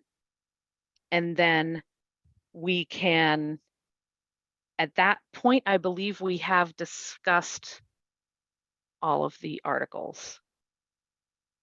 But I will go back and be sure about that. And at that point, after discussion with Greg on that, no, we would also at that School. meeting discuss the school article. And so Natasha, I'm not really envisioning like a joint meeting, but if you wanted to have like you and another representation, like, I don't know what makes sense, you and Brian, or you and another school committee member. Yeah, if you're If gonna you want have a to. meeting, yeah, absolutely.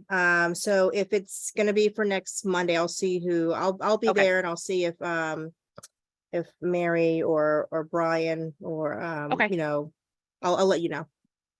That's perfectly fine. And also I will ask, the other one we haven't talked about yet is, or we did talk briefly, but the citizens petition, I would probably extend an invitation to Mr. Stillwater, since he is giving those. So we will go through those, and then we would have, depending on how long that discussion is, if we can start to go through and do some recommendation voting at that meeting, then I would start doing that. But we'll see what we have for time. And then we would meet again on April 10th, in which time we will finish our recommendation voting and as many comments as we will be able to do. As many as we can do by then, it'll go into the printed warrant.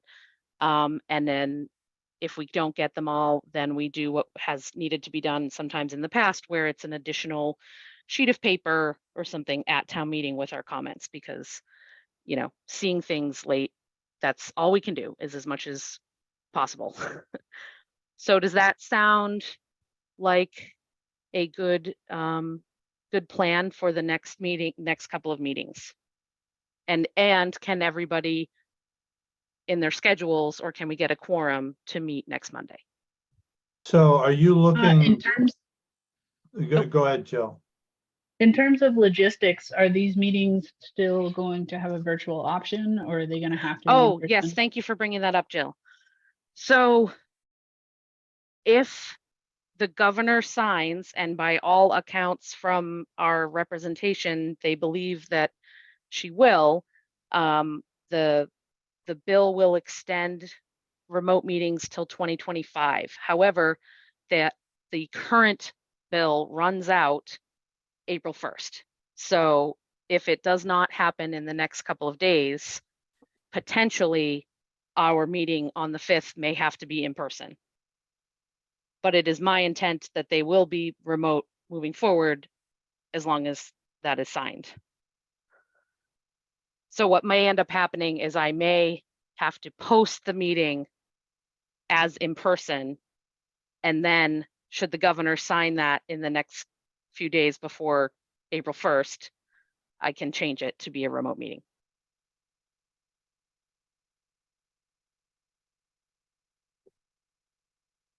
So the other question I had is, at what point are we thinking about splitting up the writing of the FinCom recommendations? I think that would be great to do. We could probably start some of it this evening or do it next week and have them drafted for the following. So I Meeting nominate on- Peter to do all the charter amendment ones. Oh, we did that. You had left, I think. Okay. He actually, yes, Peter is on board for He the charter. volunteered. Yeah. What So, did I yes. get? What did I get volunteered for since No, I we did. left early? That we didn't actually. But I think in terms of maybe holding off until we get a better sense of the committee's thoughts on the ones we haven't talked about yet, but in terms of the ones we have already gone through, if people would like some extra time to draft, we could start divvying some of those up tonight, or we can just wait until we've, till next week and have a week to write them. Well, so I guess I'm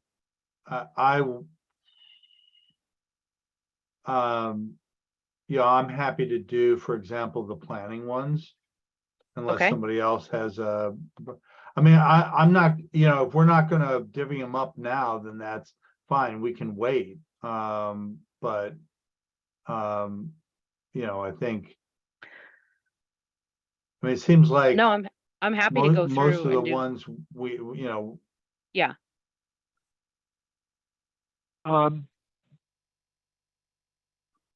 Just because So, it's likely yep. to be a controversial one, Mm-hmm.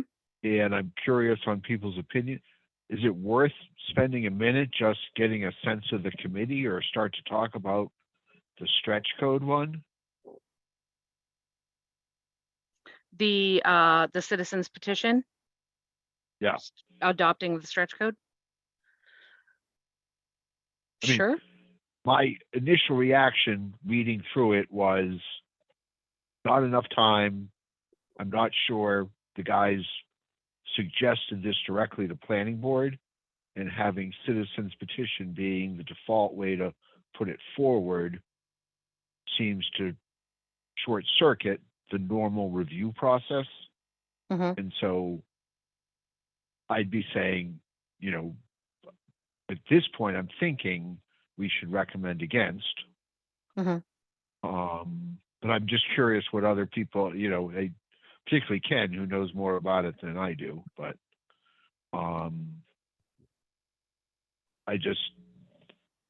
that seems like the hardest one, plus the school one. But Right. Yeah, and I think that's certainly the ones that we haven't yet really discussed, and we will next week. I would probably hold off on, assigning any comments because we really probably don't know what we would want them to say yet. And that might be one, if we would like to hear Mr. Stillwater present that article, then that would probably be discussion for next week. So but him presenting it isn't going to get us anything. I mean, it's somebody else weighing in and saying he's right or wrong. I mean, he's just going to come and say we should do it.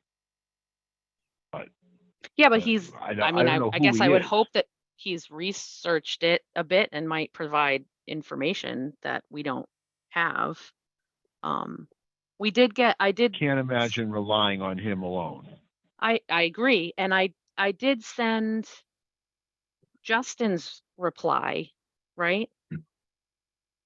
To everybody. This was probably a couple weeks And ago. his response was kind of caution would say, or unintended consequences would say, we Right. shouldn't do this yet.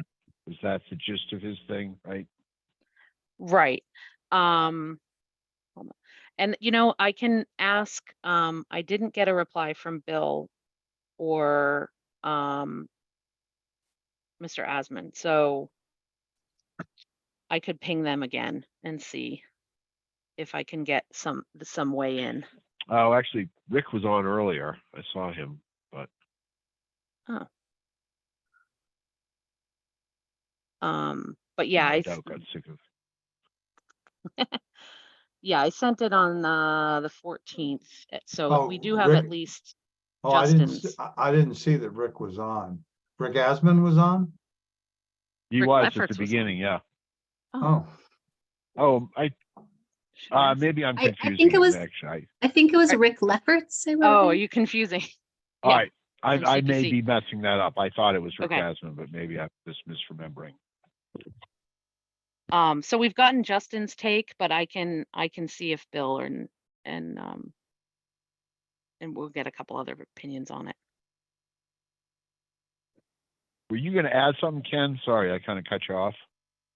No, I guess, you know, I think, you know, in general, there's a process to go through, and research, you know, a citizen's petition. I think generally speaking, my observation is most citizens petitions that have come before us have not been well researched in terms of the implications. And so, you know, I think the stretch code, I tend to think, you know, we really haven't had a chance to think out, you know, what are the implications of the stretch code? So, yeah, so Yeah. I'm not, it's one that I'm not inclined to look at, but, I guess my point, you know, in suggesting that we might want to start divvying this up is, you know, I think, you know, in part, yeah, I guess I'll speak just for myself. When I'm voting on the, you know, recommendation, I'm also wanting to take a look at what our advice, what our recommendation to town meeting voters is going to be, and what information that we feel, you know, is it complete or is there information missing or what have you? And we just have a lot of writing to Yeah. do. We do. Absolutely. You are correct. Of the ones that we looked at this evening, with Justin, the water sewer, there are quite a few, but they are in certain pockets. You know, there's the ones concerning retained earnings transfer. There's the 2 budget articles. And then there's so they kind of divvy up in I would say a couple of ways. Is there anyone on the committee that is interested or would like to write some of the comments for the ones we talked about this evening? And if you're looking, you know, I highly recommend going through, like go back to last town meeting and take a look again, because some of these are similar, or, you know, you'll just get sort of the feel of some of the ones that are more routine, and they, you know, you don't need to reinvent the wheel. And again, our comments don't need to be, you know, pages. It's just about trying to make what is in front of the town meeting voters easily digestible and why we voted the way we did to help them understand. I think I should probably take the CPC ones as the CPC liaison. Yeah, that is Because generally customary. yeah. And maybe Ken can help me out because Ken seems to know a little bit of the ins and outs of that as well. But yeah, I'll take those. Okay. Good. Put you down here.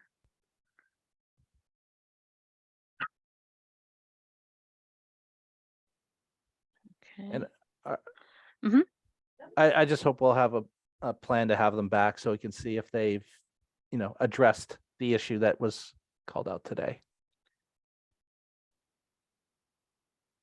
Yeah, do we know when they meet next? They Is it they the- meet the Wednesday after our meeting. So they are meeting this Wednesday. If they're adhering to the regular schedule, I'll have Okay. to check the Sure, yeah, meeting yeah, yeah. notices, but generally it's the Wednesday after our meeting. Okay.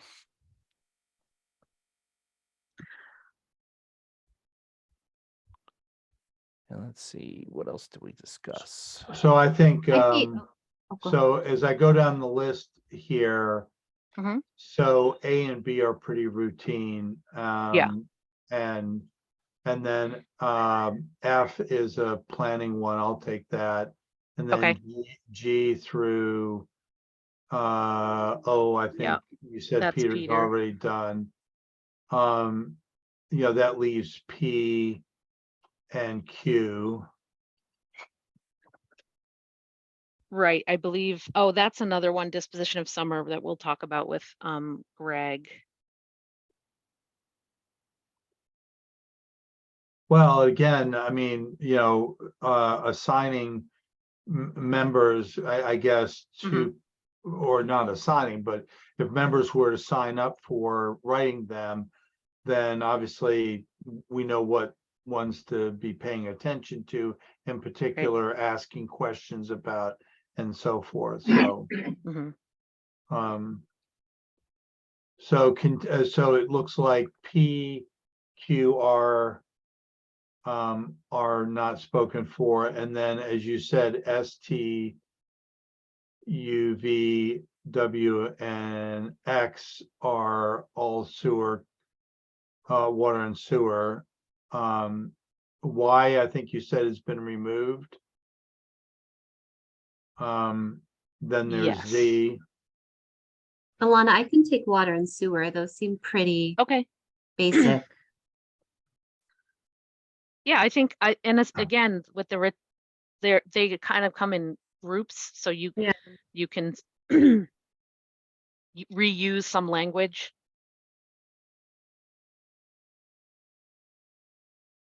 So So, that okay. would be, S, T, S, U, V, W, and X. And then there's the, I guess, Z as well. That's the wastewater contract authorization. And then there's the AA, which is the perpetual care. Kevin's already signed up for A, B, and AC. Prior year's bill is probably pretty routine. We already talked about citizens petitions. prior years is that's a routine one. Then AG, AH, AI are planning ones. I Right, so you'll take those volunteered ones. that, take that. Okay. And then there's the public education budget one. Yeah. I guess since I'm the liaison, I probably ought to take a first stab at that one. Okay. I'll do But general wait, you fund and can't free write that cash. one till you don't know which way you're going on that one. Yeah, Ken. I think that one might need Some I mean, discussion. I next can't week. see we're Yeah. voting to recommend that one. Yeah, I think we need some discussion next week before we Okay. know. All right, so we'll wait on that. Okay. Yeah. All right. And then you're gonna do the town budget one. I'll do the budget and the free cash. Okay.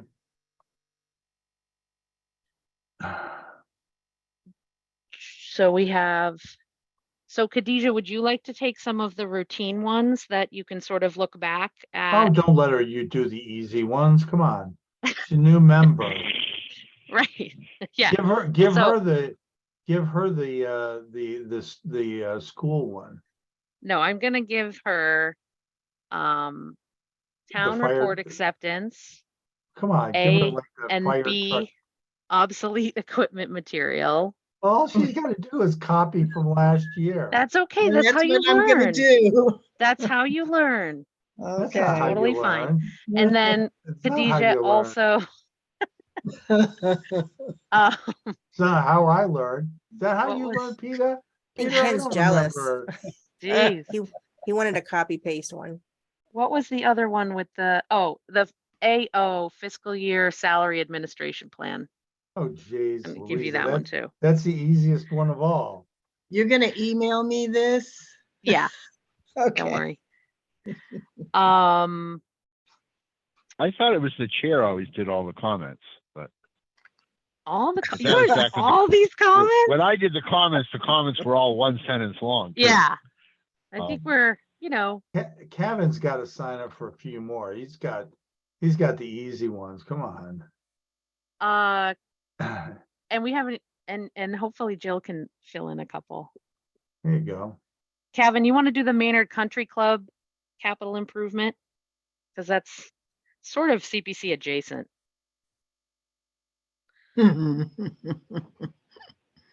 You're muted, Kevin. Which one is Oh, that? Yeah, I'll take It's, that one. it's from Justin, but it's It's know, the it's a Which club letter? house, so Which letter is that? R. R? Yeah. Oh, is yeah. someone getting these down? Because I'm Yes, I am. okay. Don't worry. Jill's remaining strangely silent. Come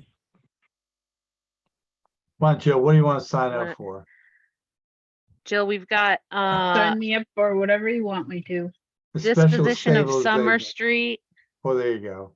and Do Q, special. Q, special stabilization account.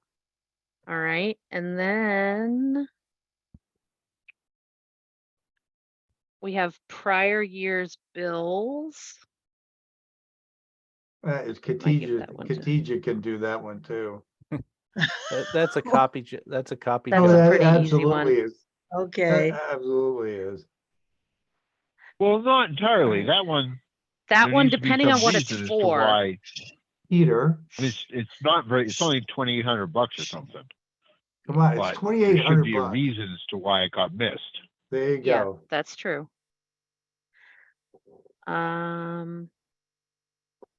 Okay, I think we're in pretty good shape. There might be a couple here or there.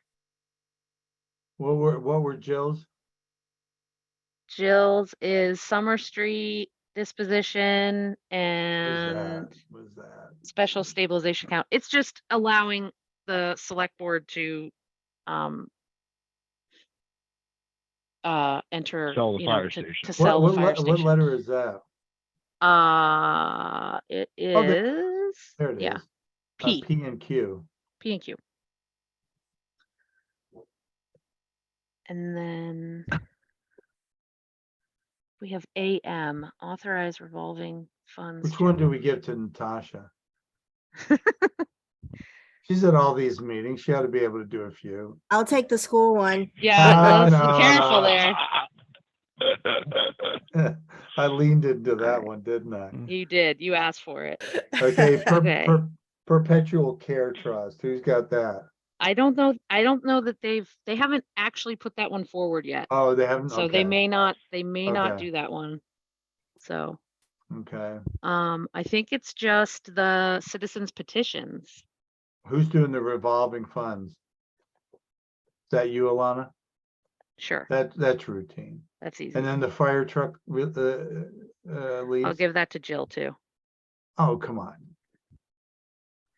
Then who wants to, this is No, what's I left know. is the citizens petitions. Who, Khadijah can do those. I don't, give her a break. Come on. Trial by fire. I don't baptism by mind. fire. I don't mind doing, especially because one of them is not All even right, like, all right, that, So- that gives me an idea what I gotta work on. Okay. Thank you. you're welcome. I'll send around the tracker with the comments by will be filled in that column. So you can go see which ones you're responsible for.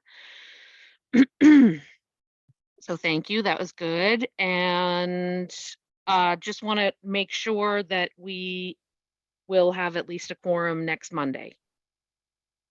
Yeah, I- I'll be I will there. be free. I'll be Okay. there. Yeah, I'll So, be there. so Great. long as it's at I can 7. be there. Are Yes. you Okay, serving great. food? Thank you. I appreciate that, everybody. Okay, so we just It's have remote? to do, Or we don't know yet. it is Hopefully. it is hopefully remote. I Okay, may have to post it as in person, as the remote will not be legally an option until signed, but I will change it the minute it is signed to say it's remote. Post, I bet you can post it as both. Or post it as the option.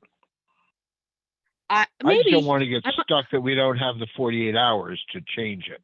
you're right. Okay, so I will mean, say it's going to get contingent. signed. I will say contingent upon. Yeah. Or something. Yeah, I'll find the wording. You're right. Okay, so let me open up the minutes. So let me also Mhm. just say that there's no CPC meeting posted for Posted? this Okay, this Wednesday. So well, we'll see what John comes up with. the next one, according to their schedule, is the 5th.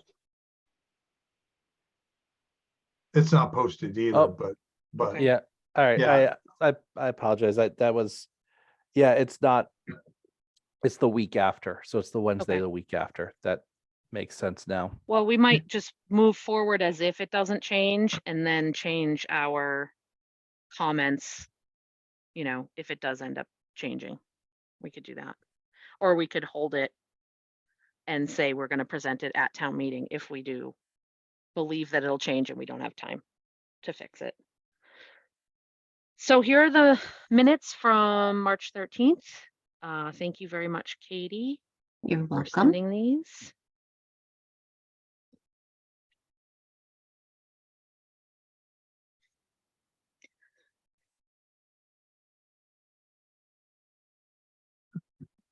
And if there's any discussion changes,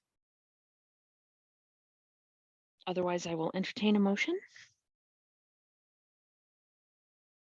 I'd move that we approve the minutes of March 13th.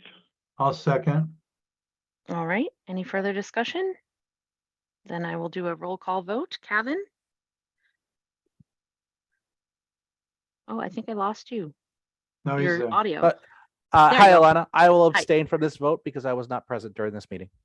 Okay. Katie? Yes. Ken? Yes. Peter? Yes. Jillian? Yes. Khadijah? yes.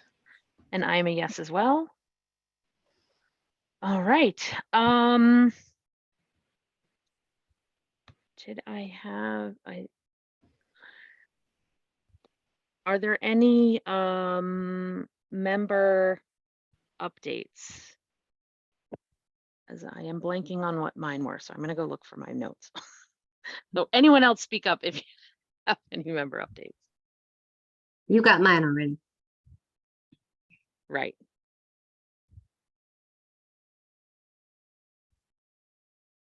I think we've pretty much gone through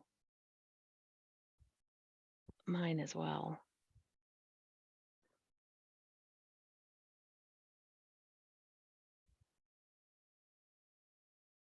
I did want to say that we've had a very nice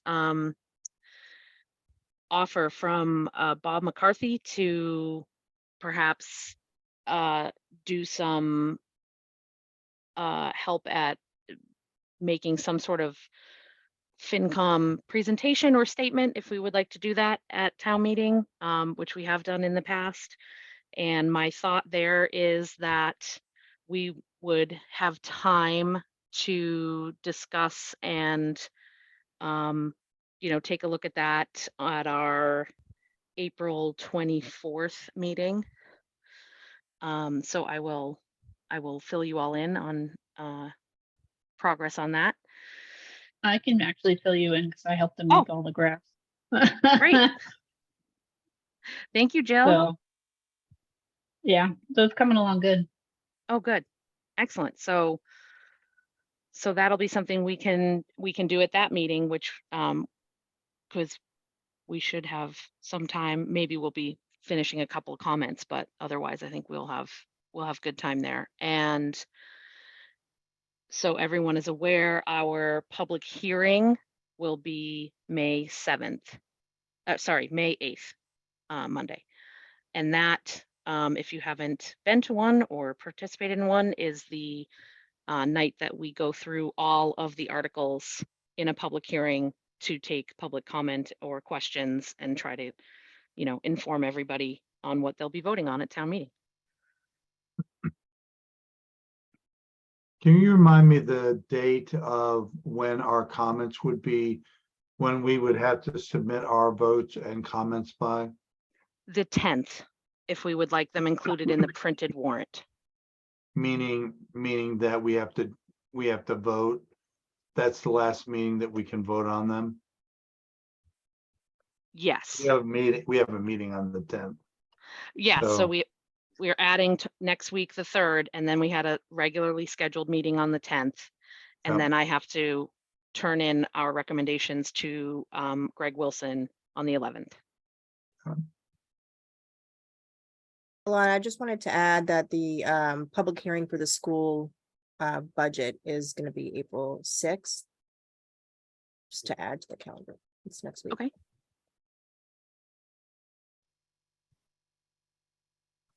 All right. Well, if there's no other member comments or updates, I will entertain a motion. Make a motion, we adjourn. I second. All right. All those in favor, Khadijah.